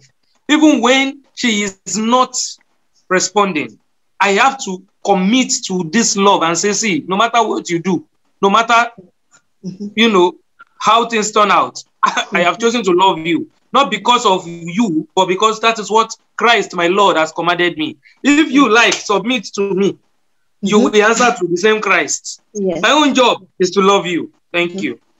Yeah, thank you for that. And that's where the role comes in, the role of a man and a woman. God has made it, has simplified it, that the husband should love the wife. And love, this is a relationship that would lead into marriage, right? So the husband should love the wife and the wife should submit. So how much love you show would determine how much the man will submit. The woman will submit.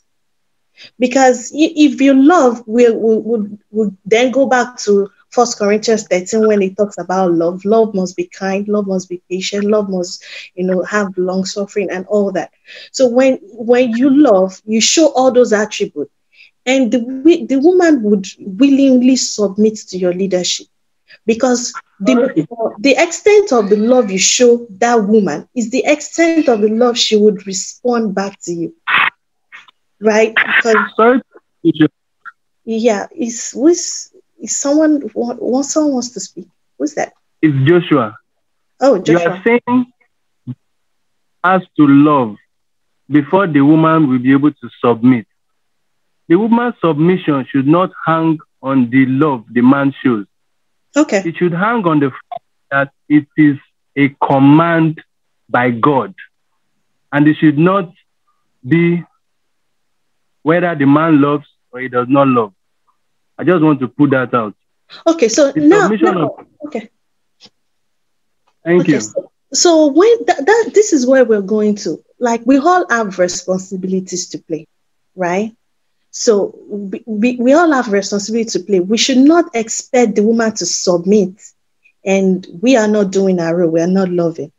It's when that woman submits and the man is not loving, it turns to a slave relationship, because the woman is submitting, but the woman is not getting the love. Then she has nothing to, balance up that equation. So, and if we look at it, it's only those people that respect us. Those are the people we give our attention to. If someone disrespects you, you're not going to, like that, the fact that this person has disrespected you.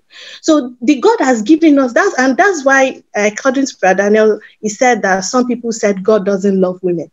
Now, God loves women, but from what happened in Genesis, that was why God made that decision. Now, if we women wants to be, accepted, beloved, the men has to, show that love.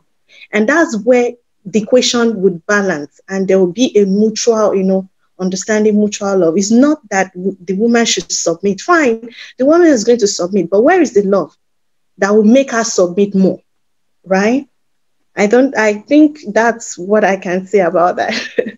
So, is there anybody? Let me see. Yeah, I don't think you got. I don't think you got what. Let's hear from the raised hand. All Okay, this our yes, hand yes. just lie. Hello. All of us. Abi, oh yeah, others to speak. I'm not able Gabriela. to. Yeah, Okay. good evening, everyone. Yeah, good Good evening. evening. Yes. Yeah, sorry guys, I'm calling you from Dubai currently. So it is past 12:41. Yeah, but I really enjoy. Can you hear me? Yes, we can. Yes, yes, we Okay. can. Loud Yeah, I and really clear. enjoy. Yeah, I really No enjoy. genders. Yeah, the discussion so far. So let's go straight to one of the questions Brother Daniel raised. That can you fight for your spouse? Maybe if there's a wrong, she has done something wrong, and then is it that you fight for your spouse or you fight for no, don't let me use spouse. Let me use fiancé or the person you're dating or you're going out with. But I will bring in this Bible passage in the book of Genesis, I guess. We know about Sarah, right? Sarah told Abraham that I understand. I set a trap for you. I understand. I made you impregnate this woman and have this boy, Hagar. But at this point, when I'm happy, this boy is making me sad. All right. So he told Abraham, I need you to send this guy and his mother away. I don't want to see them. And Abraham was like, wait, what are you talking about? This is my child. And she's also part of the family. But God had to come in and told Abraham, you know what? Listen to your wife. Some challenges, some, I would call it some rifts can be challenging when it has something to do with your spouses, your fiancés, your girlfriend, and other parties. But I would say this, the Bible says soft answer turns outward wrath, right? So the man needs to be understanding that even though my wife has done something wrong, you don't you don't throw her under the bus in the front of everybody. You never do that. Don't ever do that. You don't do that. Why you don't want to support or why you don't want to put your wife away or your fiancé or your girlfriend in front of everybody? In similar situation, you don't want to accuse everybody as if something has not been done or something has not been done by your spouse or your fiancé. If you are in doubt, it is better to be quiet. If you are in doubt, it's better to be quiet. The reason being that the person will live with you for the rest of your life. They will not live with you for the rest of your life. And that we need to take into consideration. I will tell you one thing. One of my friends is my boss. And the wife, he told me about his wife. He said, my wife has been sick. For the past 10 years, we have not had a baby. He said she came from Nigeria and it was from one surgery to the other, one operation to the other, one operation from one operation to the other. And now she was very weak and lean. And we're about to go on deployment for 6-month deployment without wife being there. And the woman was in the hospital. So she decided she was going to come and see her husband for the last, not for the last time, because she might not just know what would have happened, during the husband's deployment. I was also on the same ship with the guy. So the wife was coming, very lean, pale, slim, like HIV/AIDS patient. And everybody was pointing to the man and saying, is that your wife? Oh, is that your wife? Say, yes, of course. Yeah, she's my wife. What about it? What about it? Yeah, she's my wife. She's my lovely wife, God-ordained wife. And that shocked me. And it shocked everyone too, that a man can stand up for his wife when the woman needs him the most.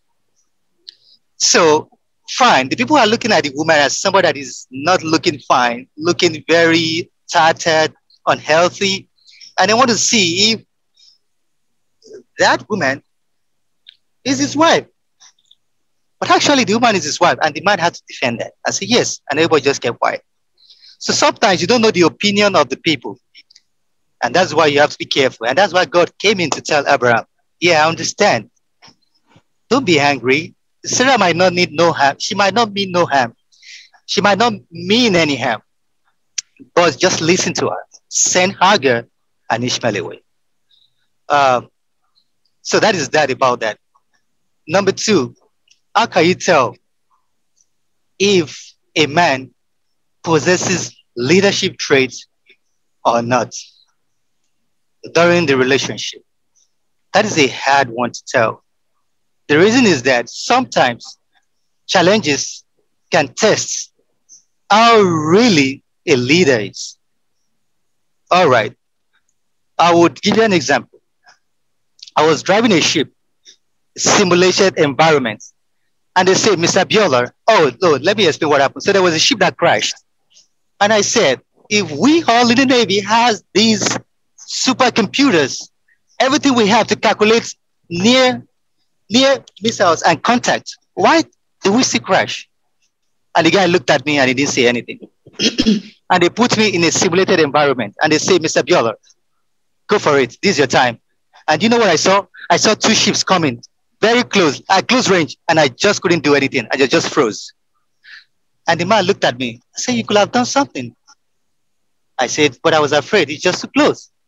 He said, you could have at least taken a step. Just a step. But in the end, he agreed. If I had taken a step, I would still have crashed the ship, no matter what, because it's at close range. So that's the same thing that happened to people. So a lot of things can happen. If you see a man who is a leader at first, he might have not been tested by challenges. Example, the woman going through surgery. Example, the woman going through a problem. Like in my friend's case, today they have not had any baby, and the man is standing tall and sound with his wife.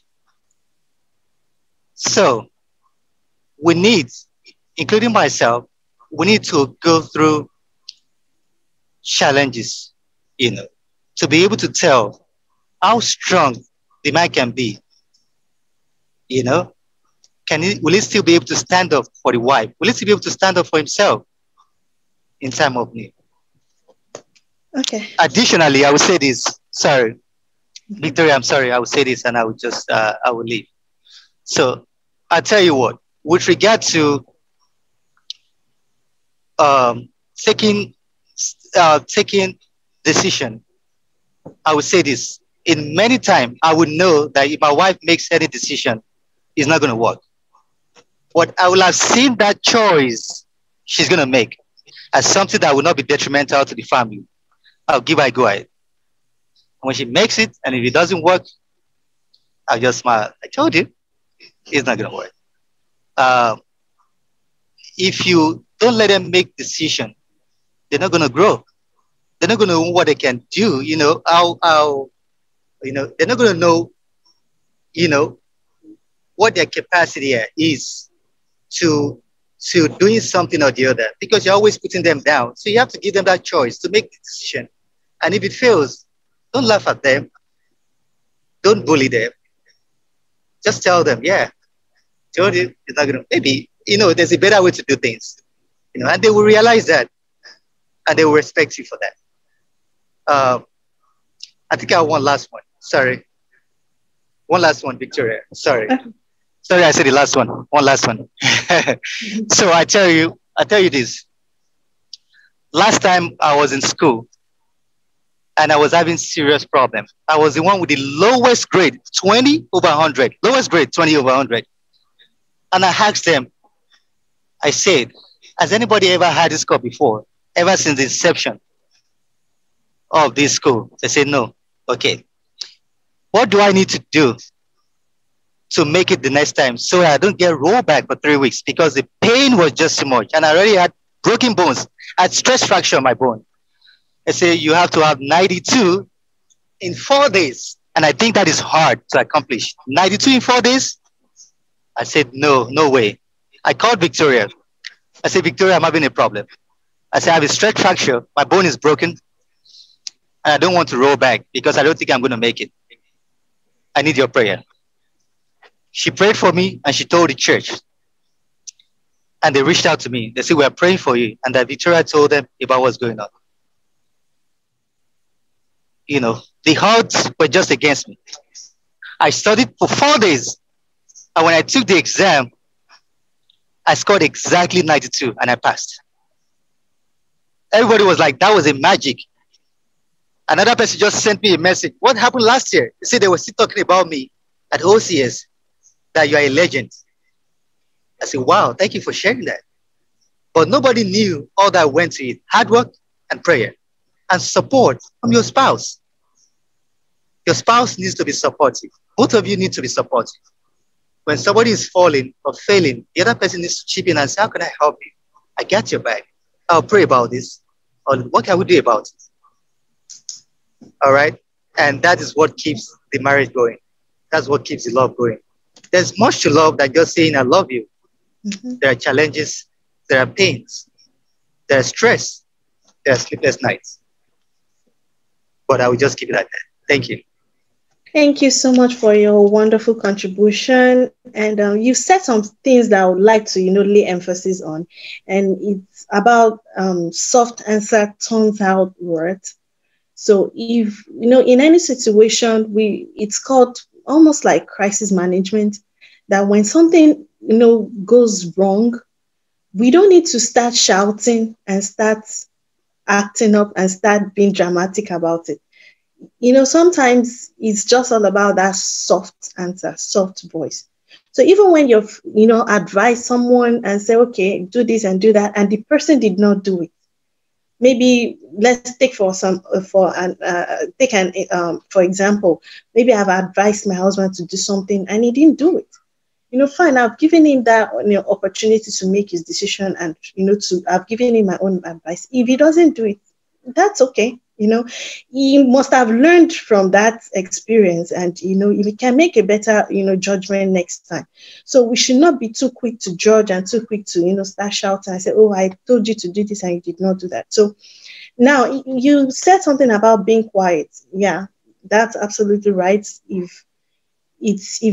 It has to be, silence. Sometimes silence do a lot in solving situation.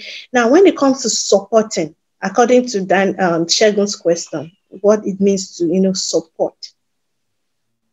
I would say in a relationship, let me use that marriage relationship, that no matter what your wife does, or no matter what your husband does, you should be able to support. Reason why?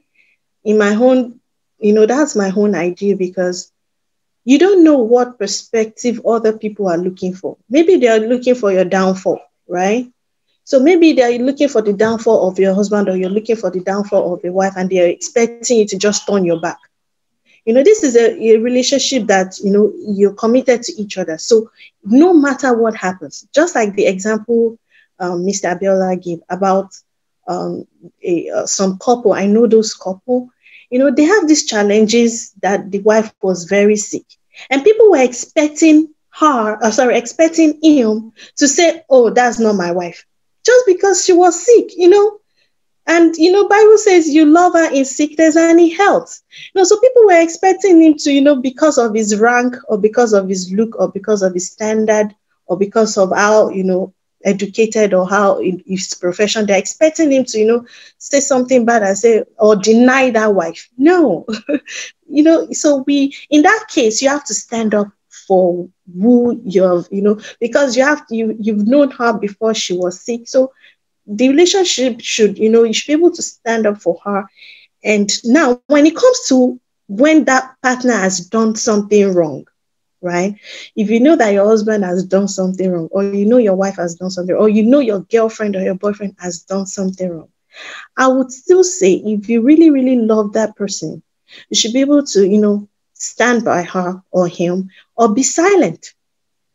You can choose to be silent. Now you can do your scolding in secret, right? Because, we all have this public view of things and private. You can solve that matter privately. You can call that person to order privately and say, okay, I kind of heard what happened the other time. I choose to be quiet because I don't want to disrespect you, or because I don't want to disgrace you. But I think what you did is not right. I think you need to change. So you can as well scold that person in private. Because when you make it open, words, how we human beings are, the word is going to spread from one place to the other. And you don't want that to happen. So you can choose to be quiet, and you can scold that person in private and say, okay, I heard the other thing that happened. I just decided to be quiet. What you did wasn't right. this is how you should do it next time, or this is how I feel this problem can be solved. So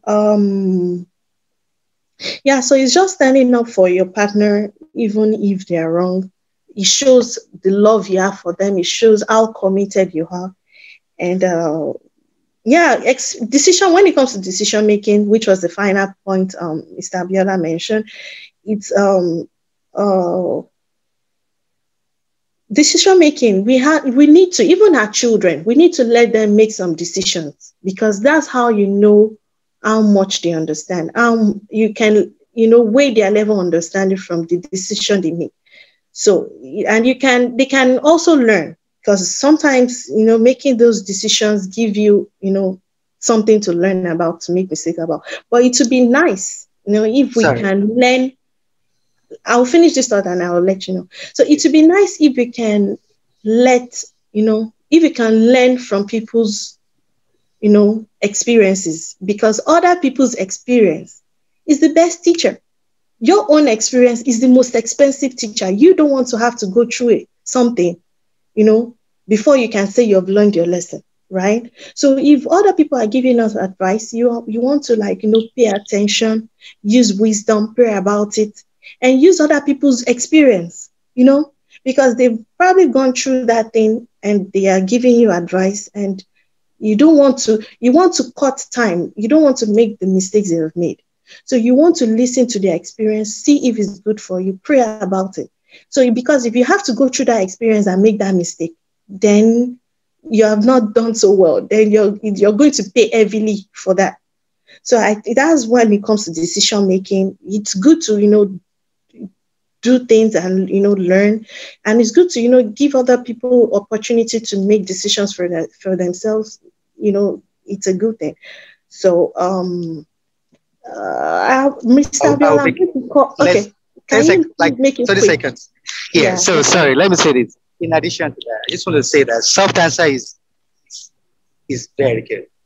Very, very good. And it's very, very effective. I have a friend that came to me in my room like 3 weeks ago. He said, the captain just scolded me in a very loving way, but it's very painful. I was like, what do you mean? He said, I make a wrong turn with the ship. And she was like, oh, I don't think that was right. Need to come right 20 degrees, not left 20 degrees. And the guy was like, all right, captain. Thank you, captain. And it was like, that was very hurting. Sometimes we feel like we have to reprimand, like we have to really, really enforce, to be masculine, to correct errors, correct our wives, correct our spouses, fiancé, everyone. Sometimes in fact, I would say from my experience, soft answer is very, very effective. You might not just know it. Like the young man came inside and I was like feeling sorrowful and bad. Like the captain just corrected me in a very loving way and I felt bad. So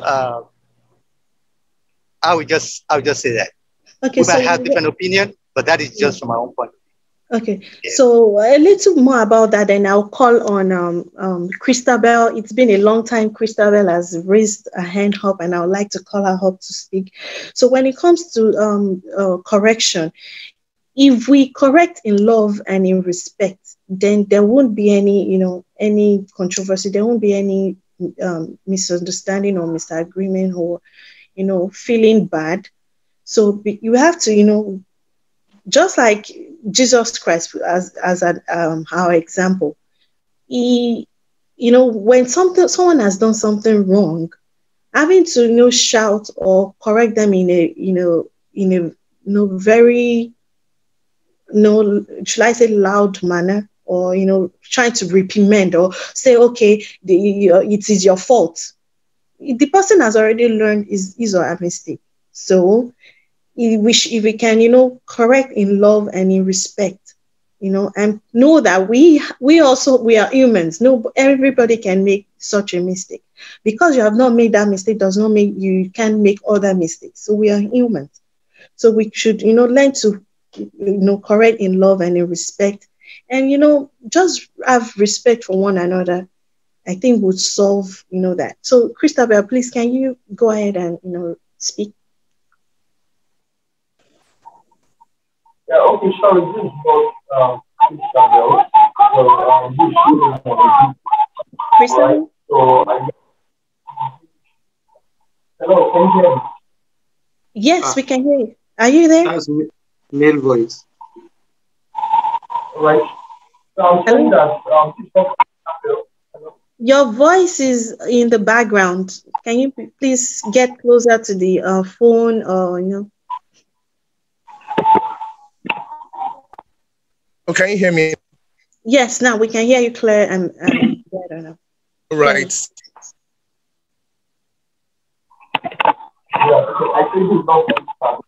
The voice using our phone. Okay. Right.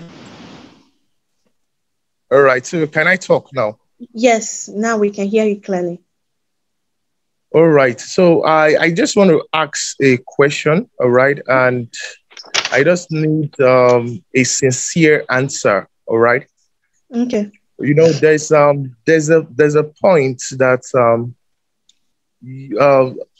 when you're trying to go into a relationship with someone, trying to look for a spouse, most especially in the faith, okay? And because if I want to correct this perception in a sense that, this is like single, after doing your research, thinking that the person is single, and you took the sister out and you find out that do your expensive date, believe that, wow, man, you're expecting something good, and you find out that this person is already in a relationship, all right?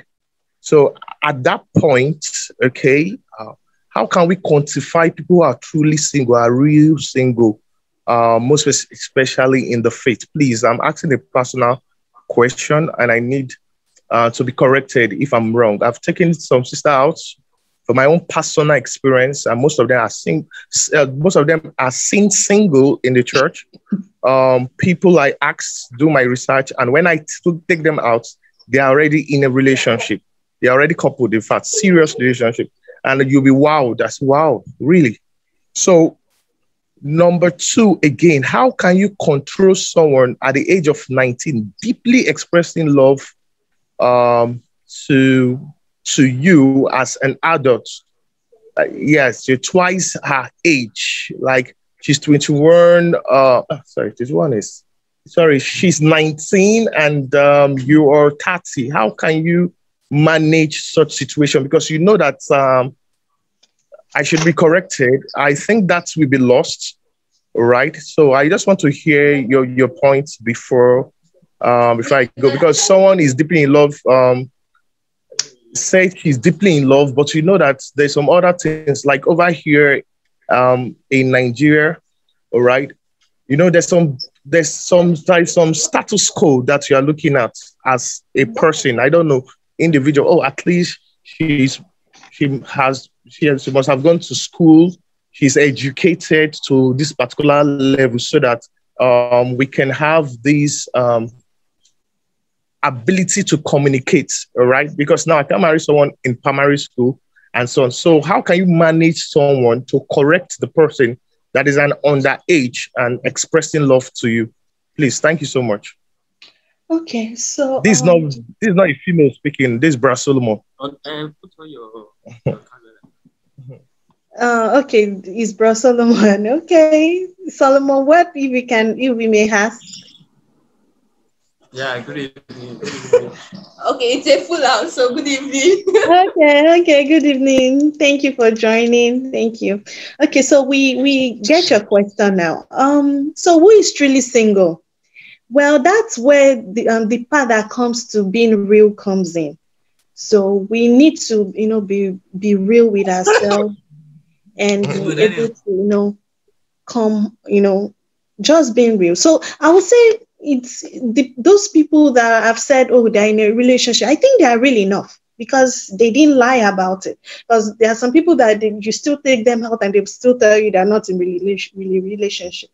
And it cuts across so many things. Some people might be in a relationship and they are not satisfied with that relationship. So probably they might be in a relationship with someone outside the church. And they really want to marry someone in the church, and maybe a brother asks them, are you in a relationship? They might say, I'm not in a relationship. I would say that's a lie though, but You can as well say, okay, I'm in a relationship, but I'm still looking, I'm still searching, I'm not yet, satisfied with what I have. I'm still searching for, I'm still seeing if we're compatible, if it's working, we can be that real, and it shows how real we are with whoever, we want to date, or whoever is, a prospective client, let me say. So who is truly single? It's not a matter of how we can be real with ourselves, and how truthful we can be. And when it comes to controlling someone 19, a woman that is 19 and a man that is 30, now it comes in two different ways from the question I heard you ask. So the last part of that question sounds to me like the woman is interested in the man and the man feels she's too young. So how can I tell her that she's too young? So that's one part of the question I heard. And the first part that I kind of heard is that how is it possible that a 30-year-old man is dating a 19-year-old man? I will say it's all about how matured they both are. I would say it's not really about how educative, because marriage is not about being educative. You can be very educative and you're not submissive, and you can be very educative and understand what marriage is and be ready to submit. So I would say it's not about age, though some people are very, it's also about personal thing. Some people, I've seen people men that they've married someone older than them, right? Maybe the man is 30 and the woman is 35. I've seen such a relationship. So I think age does not really matter. What really matters is how you're willing to submit in that relationship, and how the man is willing to lead and be ready to love that relationship, and how that woman, the younger person, is ready to, adjust and, and do what, like maybe when it comes to submission and love, how to, be more matured to be able to handle conversations about, relationship and marriage. So I would say it's not really about the age.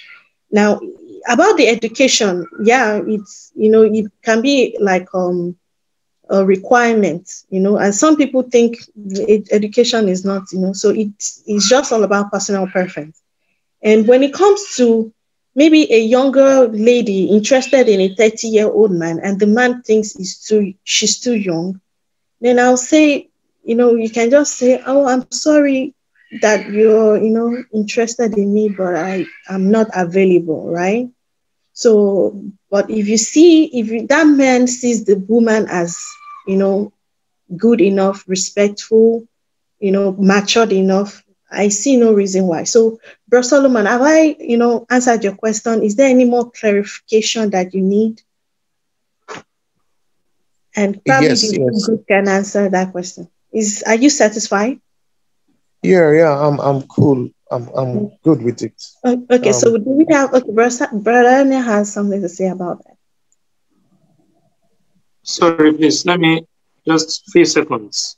Okay. I want to recommend that next time, let's avoid going heavily into a potential relationship. In fact, I would say that we should be more conservative about taking people out early on, because then it can cloud judgment, and it can begin to be about maybe impressing the other person, the opposite sex, and all of that. Let's be more conservative. Let's give it time. You see, patience is the fruit of the Spirit. When we are patient, we are going to see quite a number of things that we might not have seen early into the interaction. Then, depending on your temperament, see, some people will ask you straight up. Okay, and sometimes we make assumptions. It's what I was saying, it's what I was trying to drive at earlier when I said we should initiate relationship. If you're a lady and you're interested in a brother, even if you don't tell him that you are interested, you can tell him, brother, are you in a relationship? If he is in a private relationship, he will honestly tell you that I'm in a relationship, but it is private. Mm-hmm. If it's in a secret relationship, you want to run away from him because he might have ulterior motive. So the same thing goes for the opposite, for the ladies too. Please don't dive into something that is going to hurt you later, so that your breakfast will not be loud, like someone said earlier. Now, go softly and gently. All right. There are so many neutral, like somebody was complaining to me the other time that he asked the sister out to a dinner, and she said she's tired of food dates, that she wants to go on shopping dates. And he had to take her out on a shopping spree, and she was just buying things. Now, at the end of the day, she will not say she's in a relationship. She's sorry. That one is a fraud. It's a wolf in sheep's clothing. So you have to be careful. Don't do that. Make sure before you will begin to invest heavily, be certain that yes, our marriage is around the corner.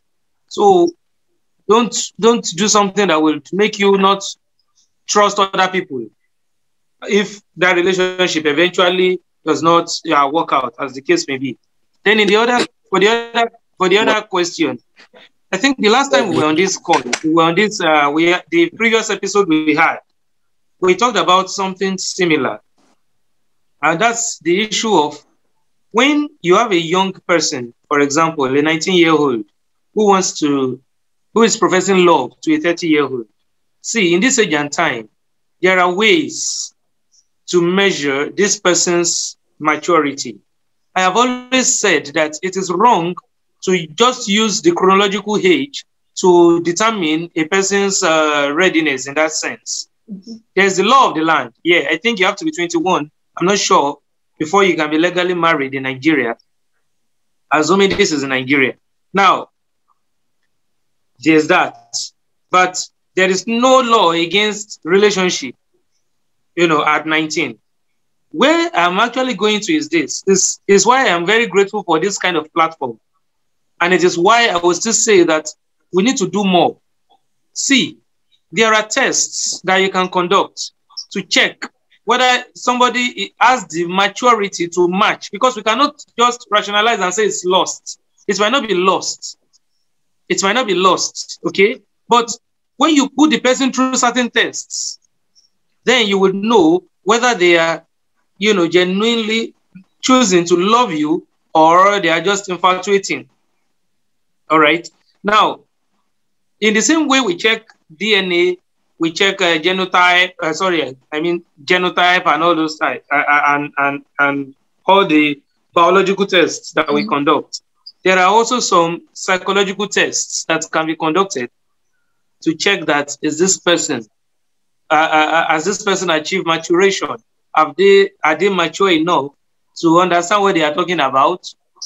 Yes, some experts, some developmental psychologists say that there is a certain age range in which you will be able to fully understand what you are saying, the concept of love and all of that. But I want you to know that those things are products of research based on a certain sample. They are not representative of the entire, necessarily representative of the entire population. Some people will be over 30 before they start understanding what love is. While some people, maybe from late adolescence, they already understand this whole concept of love and all those kinds of things. So I think we must prove, test, and then we'll be able to make decisions based on that. But if you see the overtures this person is showing, maybe they are trying to, engage in some illicit activities with you, brother, run for your life, especially in this age and time, before they will drag you on social media and cancel you. So that's my... Yeah, thank you for that wonderful contribution again. You mentioned, being conservative about taking people out. I would say when in a dating relationship, we need to define what the relationship is. We need to define it. Like, friendship is different from dating. Friendship is different from dating. So if you want to know if you're actually in a dating relationship, please let us ask questions. Are you ready to go on a date with me? Please, that question is very important. Don't let us assume and say, oh, because she's my friend, I took her to eat, we're dating. No, please, let's clear all assumptions. Please, or because she calls me every night, or because we speak every night, now we're dating. No, please, let's get it right. Let's go through the normal route, the normal way. Are we going out? Even if probably you've been doing that and you're not sure, you should ask, are we dating now? Are we going out? Is this for real? So because, maybe the lady just thought that, oh, you're a nice person, you're taking her for a shopping spree, and the lady just thought you're just one nice friend, and you're thinking you're already in a relationship with her. So we need to be very, before you're the man, before you start taking that lady to a relation for shopping or for eating, please clarify it. That are we dating?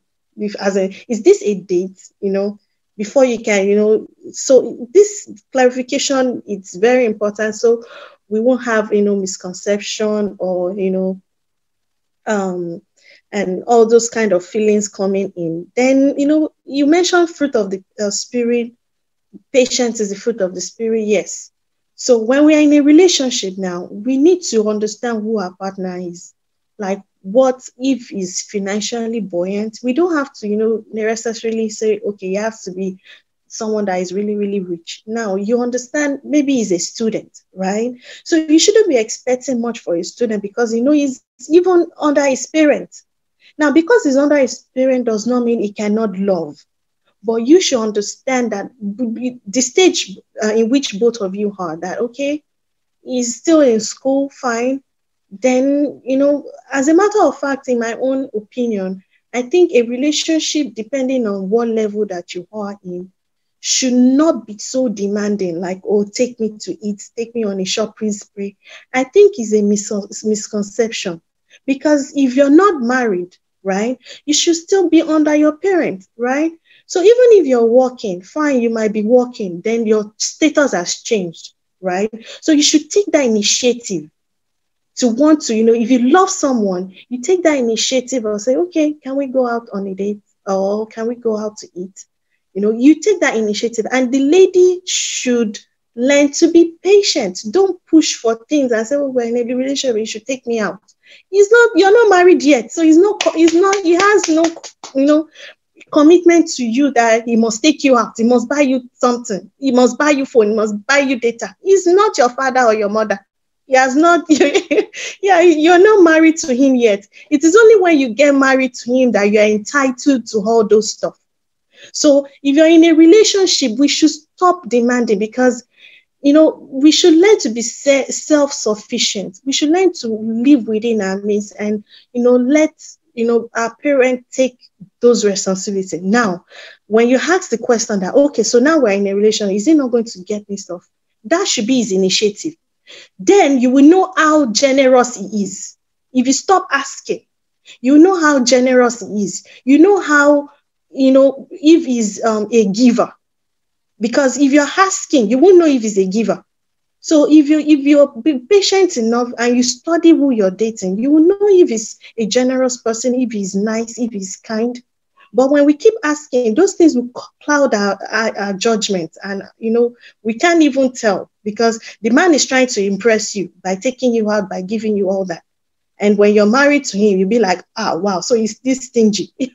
Because you've not been patient to study him enough. So we should stop demanding and asking of, take me out. Those are worldly conception about, relationship. It's all about getting stuff, doing this, going that, take me to ice cream and all that. I think it's unnecessary. But now in a relationship, you can go out. You can even decide to, okay, you want to go out. And then now, who pays for the bill?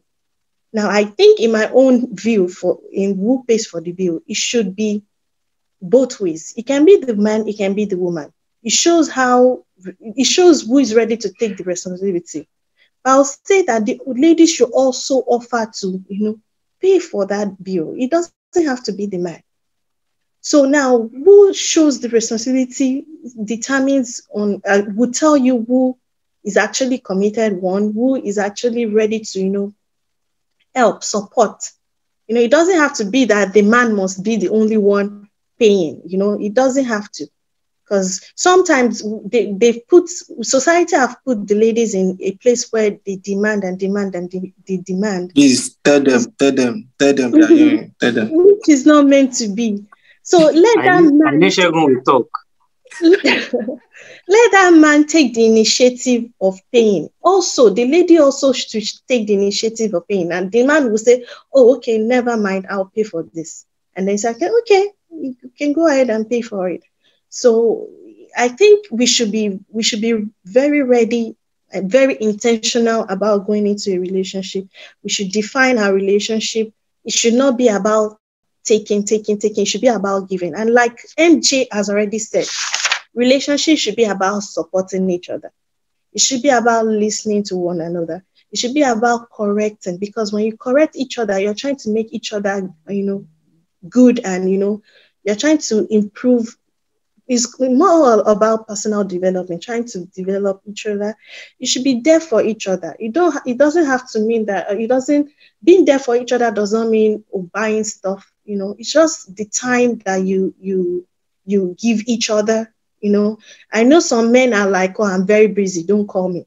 Where is the communication? If you're in a relationship, you should be ready to communicate, right? That shows how committed you are. Don't be too busy to say you can't talk. And if you want to talk, you can as well say, okay, I'm busy at this time. Can we talk at this time? It's just about communication.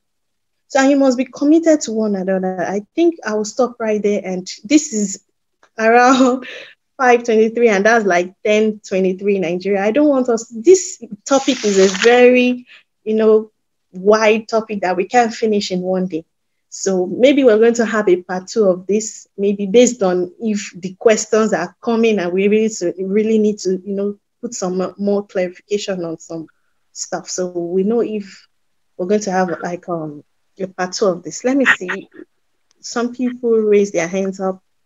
I'll just call these 2 people, and then we're going to call it a day so we can save time. Tomorrow is Sunday. So Shagun, I just want you, please, can you go ahead and speak?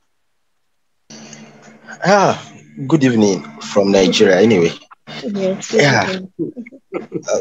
thank you, everyone. Don't start now.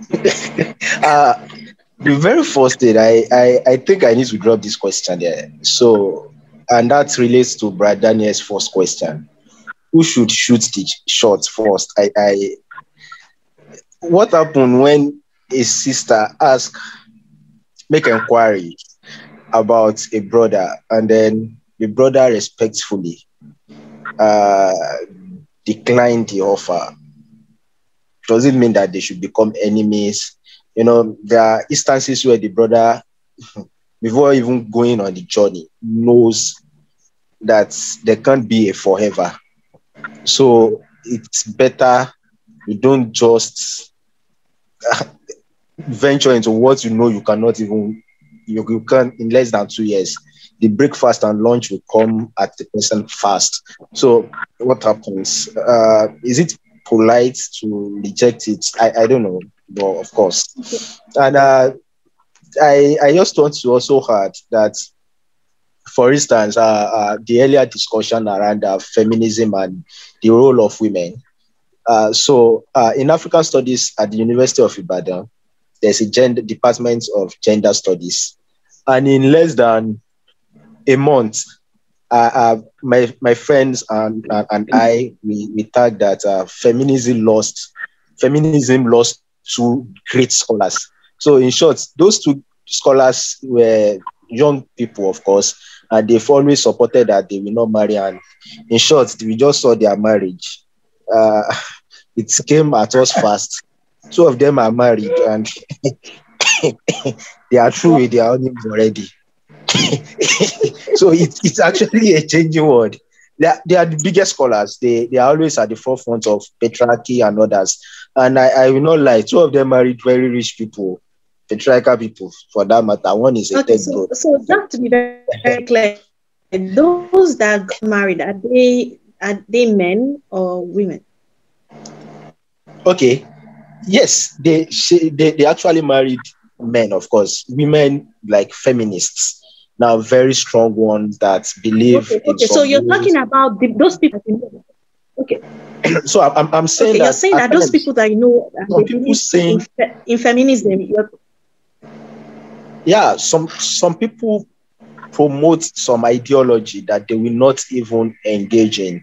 That is for the earlier discussion. So when it comes to roles, gender roles, they will teach people certain things. They will promote some things in the public. But by the time you look deep into their own life, that is not the case. They are married, they are happy with their home, they obey their husbands and others. That is what we find out even in academics and scholarship generally. So that is my own little contribution. And please, the answer. Okay. Thank you. Okay, thank you for those questions. The first one is about who should initiate the relationship, and thank you for bringing that up because I actually have an answer to it, but I had an oversight. I didn't, give an answer to that. So, in a relationship, because of the way the culture is, we always believe that men should go first. And sometimes women are scared to go because, they don't want men to perceive them as like an irresponsible woman because when they go, they'll be like, why are you the one coming to me, right? So I think in a case of a woman that is interested in a man, I think it should start with friendship, like Brother Daniel had already said. I think to Brother Daniel, it should start with friendship. Be friends with that person. You know, when you're friends with that person, you get to know if he's actually because we can love someone. It can also be crush. Maybe you just like how the person is physics or maybe how you perceive the person. You might just fall in love with his personality. So, but when you get closer to him, you get to know if that love is real. So be his friend, be interested in him, ask about his day, and let him know. Fine, because when it comes to defining your relationship, let him know that you're just no feelings attached, or you're just friends. So be interested in him, like get to know how his day went, and you can even know if he's in a relationship while you're being friends with him. So I think that's the best way to go about it. Be his friend. Even in a man-woman relationship, even the man can also, introduce friendship first. I think friendship is a good way to go so that it will eliminate how much people we have dated, right? Because we can say, okay, this lady, I love her. You might just be in love with her looks, and probably when you now start dating her, you now see that I don't like her personality, and you say, okay, we want to break up. So you want to reduce how much breakups that you're going to have, and you want to reduce how much dating, because dating is a lot of stress. So please be friends with that person first. That way you get to know his personality, know her personality, know if you're in love, maybe or it's just crush or it's just lost. So being friends with that person would, help to clarify things and will help you to know if you should go a step higher into dating. I think that will solve that question. And then the feminism. Now, the feminism, I think there's a misconception about feminism. Now, I already, did a little bit of research about feminism, but I would like to read the meaning. So, according to, the dictionary, Oxford Dictionary, it says, feminism is the advocacy of women's rights on the basis of equality of the sexes. Now, I think most people, there's a misconception that, oh, because you're a feminist, you should not get married. I think that's a misconception. Feminism is just the fact that you're supporting women and that they should be equal, having equal rights. So I think feminism is more like a societal thing that women should be treated equal at work. Women should be treated equal in the society. We are not servants, we are not slaves. we need to go to school and be learned. I think that's feminism, supporting women, letting them have equal rights in the society, not seeing them as one weaker vessel or one. So I think that's what feminist means. So when someone says, I think maybe people are just wrong about using the word feminist. Now I'm a feminist in the sense that I support women. I want them to, do well, and I want them to be the best version of themselves. That doesn't mean being feminist doesn't mean you should not get married. There are two different things. There are two different things. Supporting women, even a man can support women, and even women can support women. They said there's a phrase that women support women, that when we support each other, we become stronger. So we become a force to reckon with. It's more about like supporting each other, not pulling each other down, because we women are prone to being hypocrite, very well. We have this hypocrisy, and we have this, hatred going on. We have this, what should I put it now? Like intimidation and all that. So being able to, support each other, help each other, like in this struggle of, childbirth and struggles that women have to make, that women face rather. So supporting each other, I think that's feminist. Understand is more like a societal thing. Because when you bring feminism into the Bible, it's not a concept at all. Because the concept in the Bible says women should submit to their husband. Women should be quiet in the church. It's about hierarchy. It's about like ordinance. That's how God wants like the whole of when it comes to what's it called? The role. It's about the roles that God has given each gender. Now, I want to quickly say that being a husband is a God-ordained role. Just like God has ordained eldership as the elders, just like God has ordained deacons, being a husband is more like a leadership role that it's ordained by God. So it's something that should be taken with a very serious a serious concept. I would say most men don't really understand what it means to be a husband, what it means to be a leader before they start going into a relationship or before they start getting married. Because if you really understand what it means, then we'll be more submissive. We're going to be more it's more like being a servant, but not servant in that way. Being able to serve the other person. It's all about sacrifice. But the society has made us believe that being a husband is all about being a rulership. I don't think that is the case. So I think I've answered that question about feminism. Shego, is it clear enough? And very clear, very clear. Well, the feminism part was not actually a question, because I quite understand what feminism is, from the first to the second wave to the third wave and the fourth wave of feminism, and I understand the radical part of feminism. So, in other words, there are just some people that want to promote their image, and they bash men, they antagonize men at all costs at their own expense. They are not feminists in the real sense, but then they hang it on again, an ideology rather. I think it's the very first question. I really get that. I got that. It's very wrong to believe that a woman can do everything and doesn't need a man. I think it's a very wrong idea. Fine, if not everybody is going to get married, right? And Paul has advised that if you can be submissive, if you can, stay single and serve God, right? So I think that concept of feminism, that you should, like be self-sufficient, you should, it depends. It depends. So I think there's some misconception, but I think feminists should box more in the society, where ladies should be seen as, of people of respected, they should be respected in the society. Just like when we're in a bus and you see a pregnant woman sitting down, some people will just, just not care. So it's just giving more awareness and help and to women in the public. I think that's what feminism should be all about. Those hand raised up. I don't know. I'm really looking at the time. I don't want it to go past.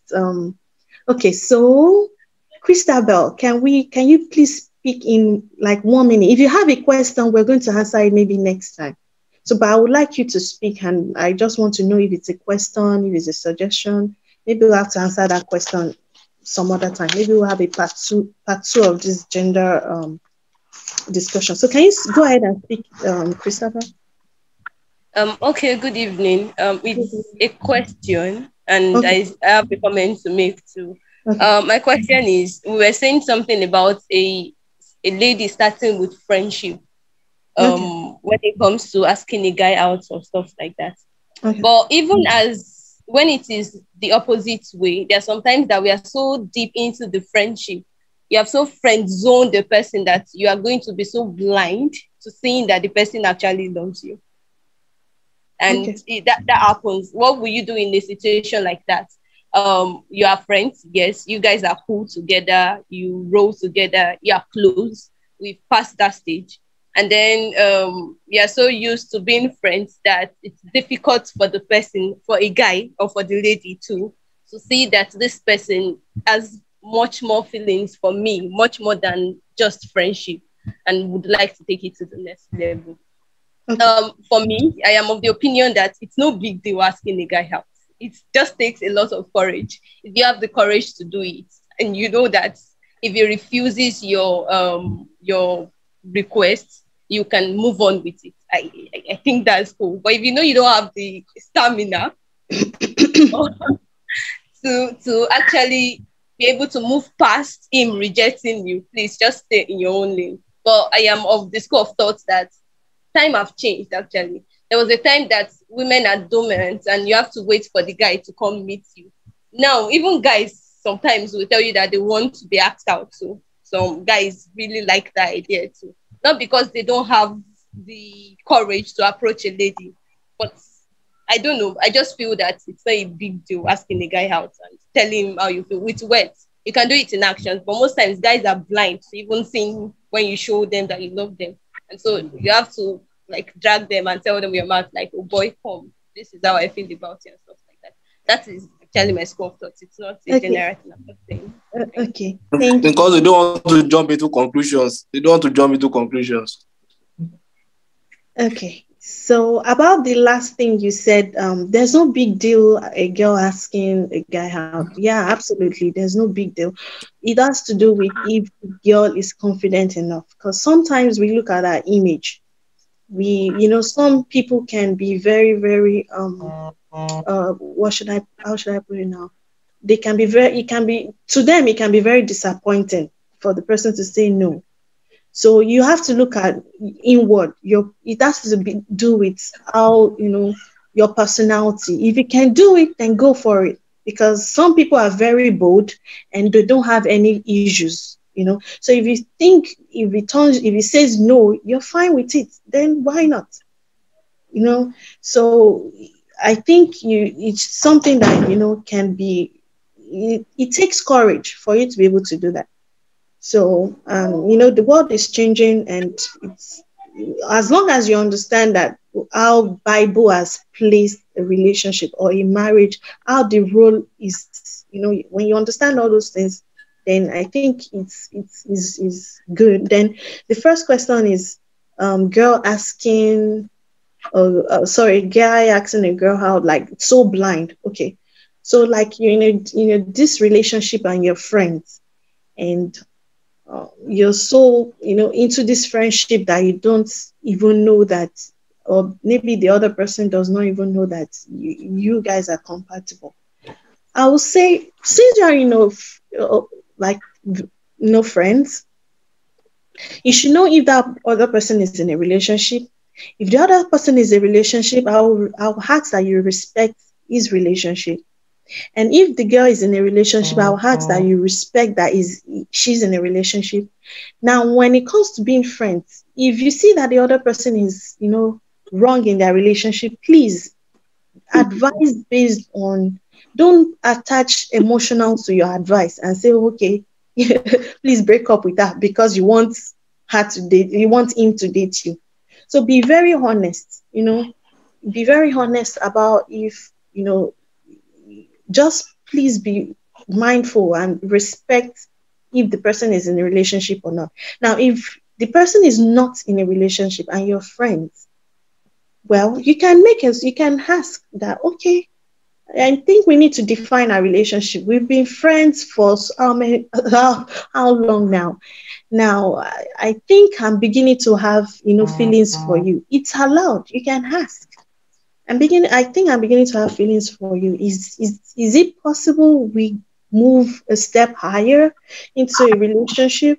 You can ask. If it's the guy, you can ask. If it's the girl, you can ask.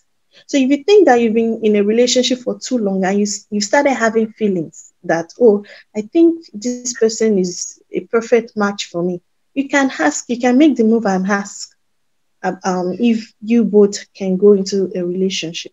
So I think that should solve it, Christabel. Let's see. Bro Daniel and Shegun, please, 1 minute each, and then we'll be done.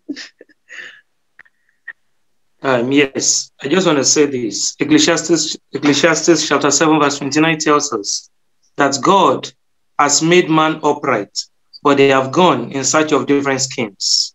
My counsel to every one of us is that please make sure you pledge allegiance to doing things God's way. If you ask a man out, a brother out, and he turns you down, and then you can no longer say face around him, it was never God's design for you. Know that and know peace. If you are in a relationship with a lady and she keeps pestering you to buy things and all of those things, brother, please know that that person is not yet ready. A person who is ready will learn and know that there's a difference between a father and a fiancé, even though they both start with F. So when you marry them, then you people know that, yes, in fact, if a guy can take initiative before marriage to buy things, to show love to you, it says a lot about the kind of man he's going to be. But if you have to ask him all the time, or you have to emotionally blackmail him to do it, then it's something is really wrong somewhere. It's a scheming that is not in line with God's design. My own appeal to us is that the life God wants us to live is very simple. It doesn't follow stereotypes or all these societal issues. We don't have to label things. Why are we having the problem of racism today? Because man stopped loving his fellow man. Yes. If we follow God's original plan, we would not have all these labels. Look at the waves of feminism we have had, 4 waves already. And then there's something called militant enthusiasm, radicalists, and all those kinds of things. We don't need those labels if we are following God's ordained pattern. We will be kind. We will be sincere with one another. We will love one another. We will not rejoice in wrongdoing. We will seek the benefit of others instead of our own selfish gain. Yes. Somebody has been cooking food for you all this while. She now asks, what are we? You are not trying to feign ignorance.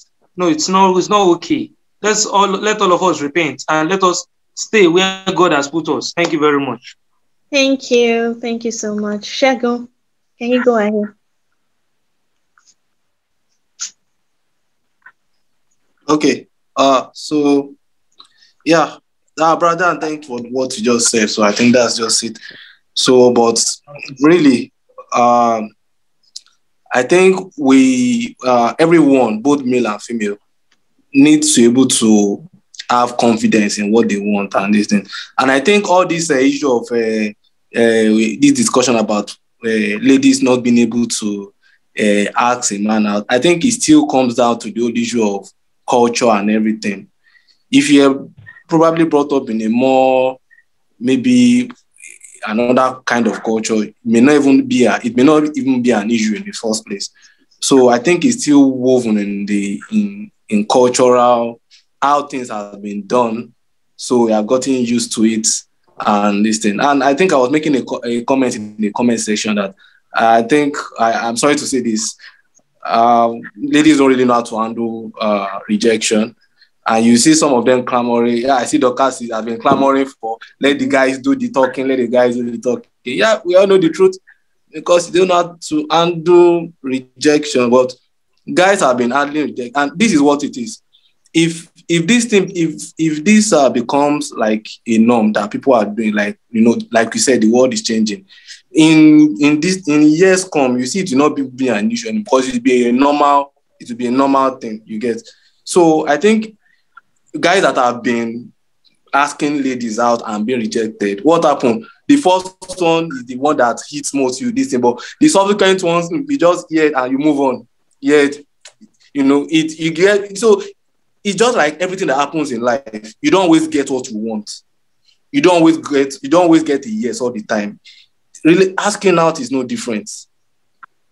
So I think we ladies need to understand this. They need to understand this. They need to. I see someone is already saying in the comment section that because men don't value this thing.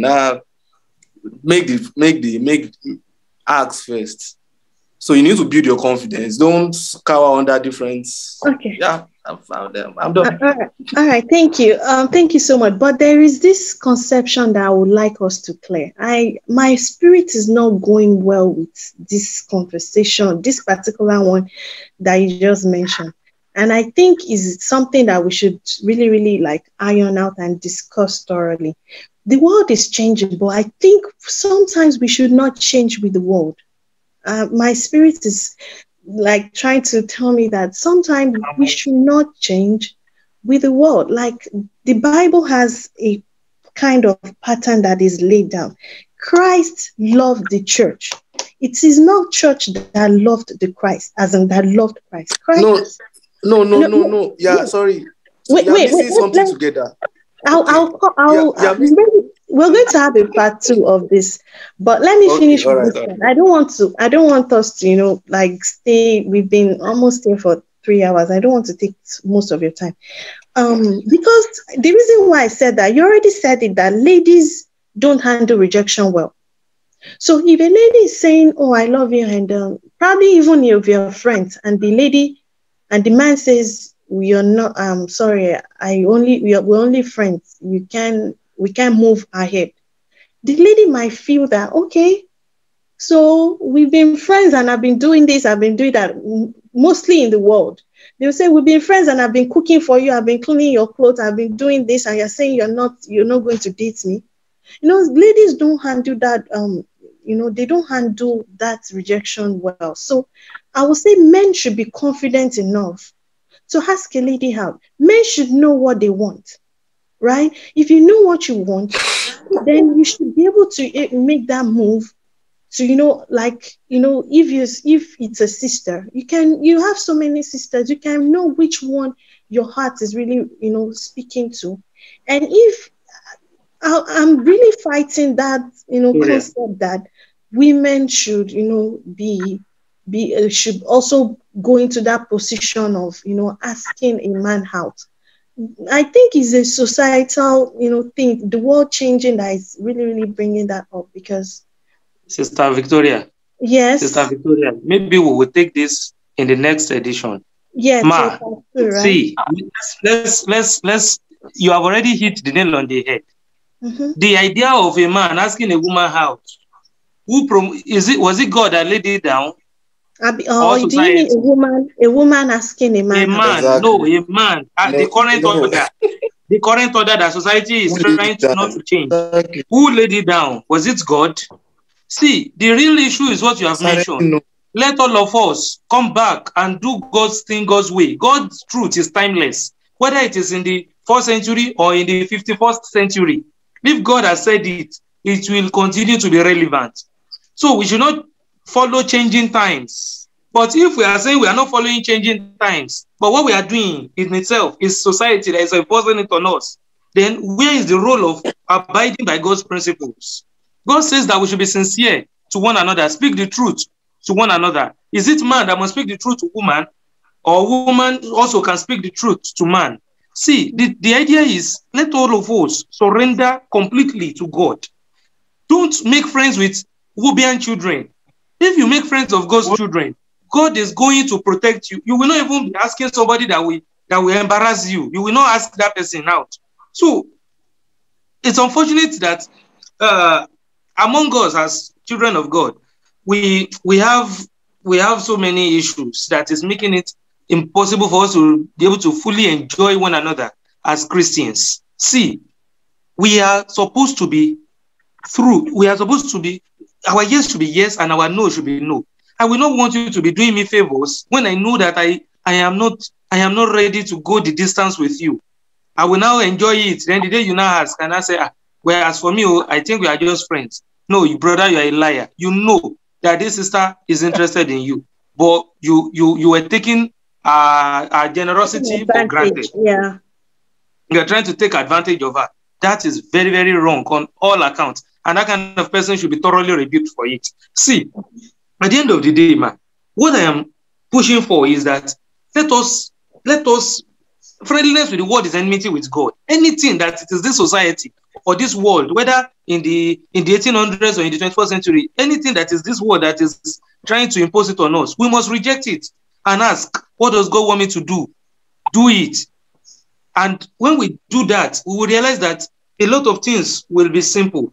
If the person is not taking advantage of you, God will vindicate you. God will find a way to keep you from falling into a trap for the rest of your life. I believe that strongly. And we need to walk by faith and not by sight. Walking by faith means walk by the word of God. If you're a lady and you want to maintain the status, so I'm still coming for bride price. Bride price is one of the issues. Where will we continue to promote a bride price culture? And we will not be saying that Adam paid bride price. To whom? These are doctrines that are not in line. They are opinionated doctrines and indoctrinated opinions. But for next time, I'm waiting for the part 2. Okay, we're going to definitely have a part 2 because when it comes to this relationship of a thing, like, sometimes, because of how, we've been friends, the friendship has really gone way too long that we now do things that, some people in this part of the world, let me use this part of the world, they start living together with that man. They start doing wife duties, cleaning, doing all sorts of things when they're not even married. And they believe, they are friends, or probably they have feelings for each other, and they start doing all those things. It's totally wrong. The world is changing, but it's changing into what God has not planned it to be. If you're going to be in a dating relationship, even in a dating relationship, I shouldn't be washing your clothes. You're not my husband yet.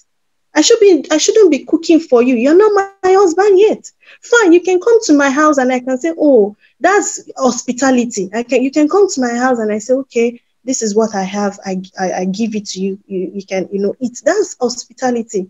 Don't let us take that as like, oh, you must cook for me or something. No, that lady is still under our parents, or the man is still under, until you both have come together and you have, taken that vows, then the responsibility changes. So in a relationship, the responsibility is totally different from a marriage relationship. I shouldn't be cooking for you, cleaning your clothes. I shouldn't be taking you out to buy clothes for you. It's the responsibility of your parents. So I think we're going to, have a part 2. And please, if you still have any more questions, please send it to me, and then I'll look for how to compile them. If you're not clear about something, you still have like doubts, or, please, that is why we are here. And please, look, we should not, condemn anybody or judge anybody. We all need clarification. We all want to do what is right in the sight of God.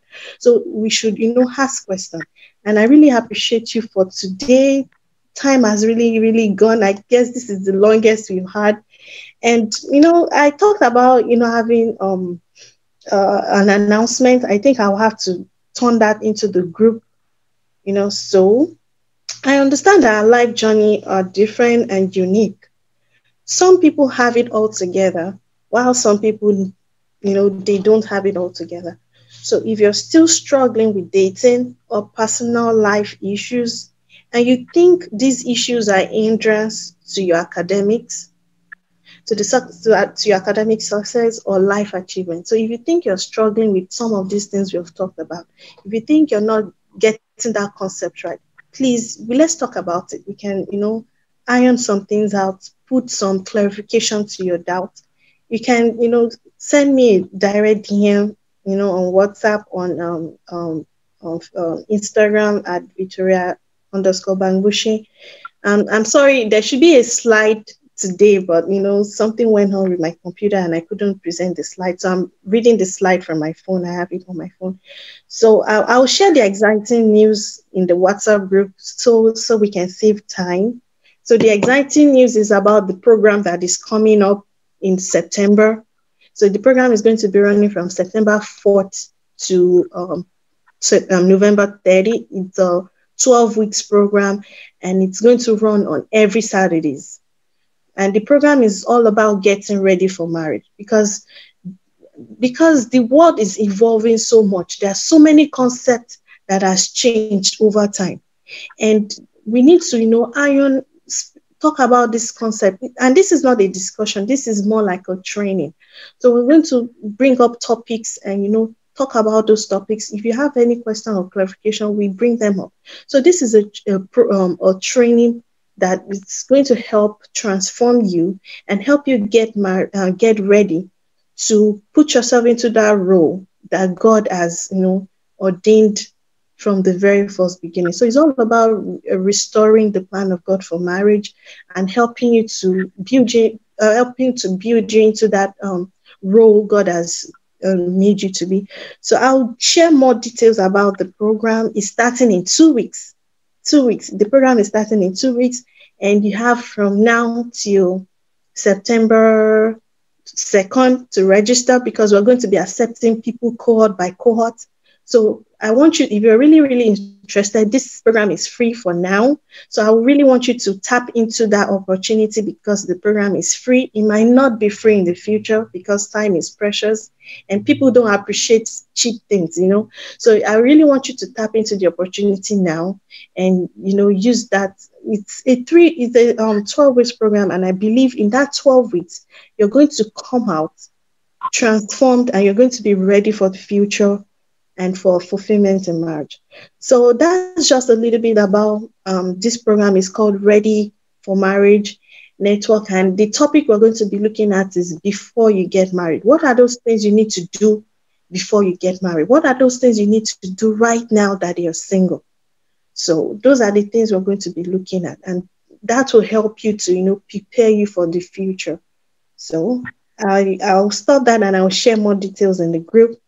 Thank you all so much for joining today's conversation. I really, really appreciate you all. Thank you so much for taking your time out, to spend it for us to taking time out for this conversation this evening. Thank you so much. God bless you. And I'll see you in the next meeting. I think we're going to be having a second part. Then I'll communicate that to you in the WhatsApp. Thank you all so much. And I'll see you next time. Bye. Bye, everyone. Bye. Bye. Yeah. Thanks for having us. Bye. Yeah, bye. Bye. Bye, Diego. Bye. Bye. Bye, Ayo. Bye, Christabella. Bye, Dorcas. Bye. Bye. Bye, Joshua. Good to see you. People don't want to hold camera. Good to see you. I'm not like Shelby, you're saying we're not. You should put on your camera if you're really concerned about other people, right? I asked first. We see you, then other people. Hey, Angela, good to see you. All right, bye everyone.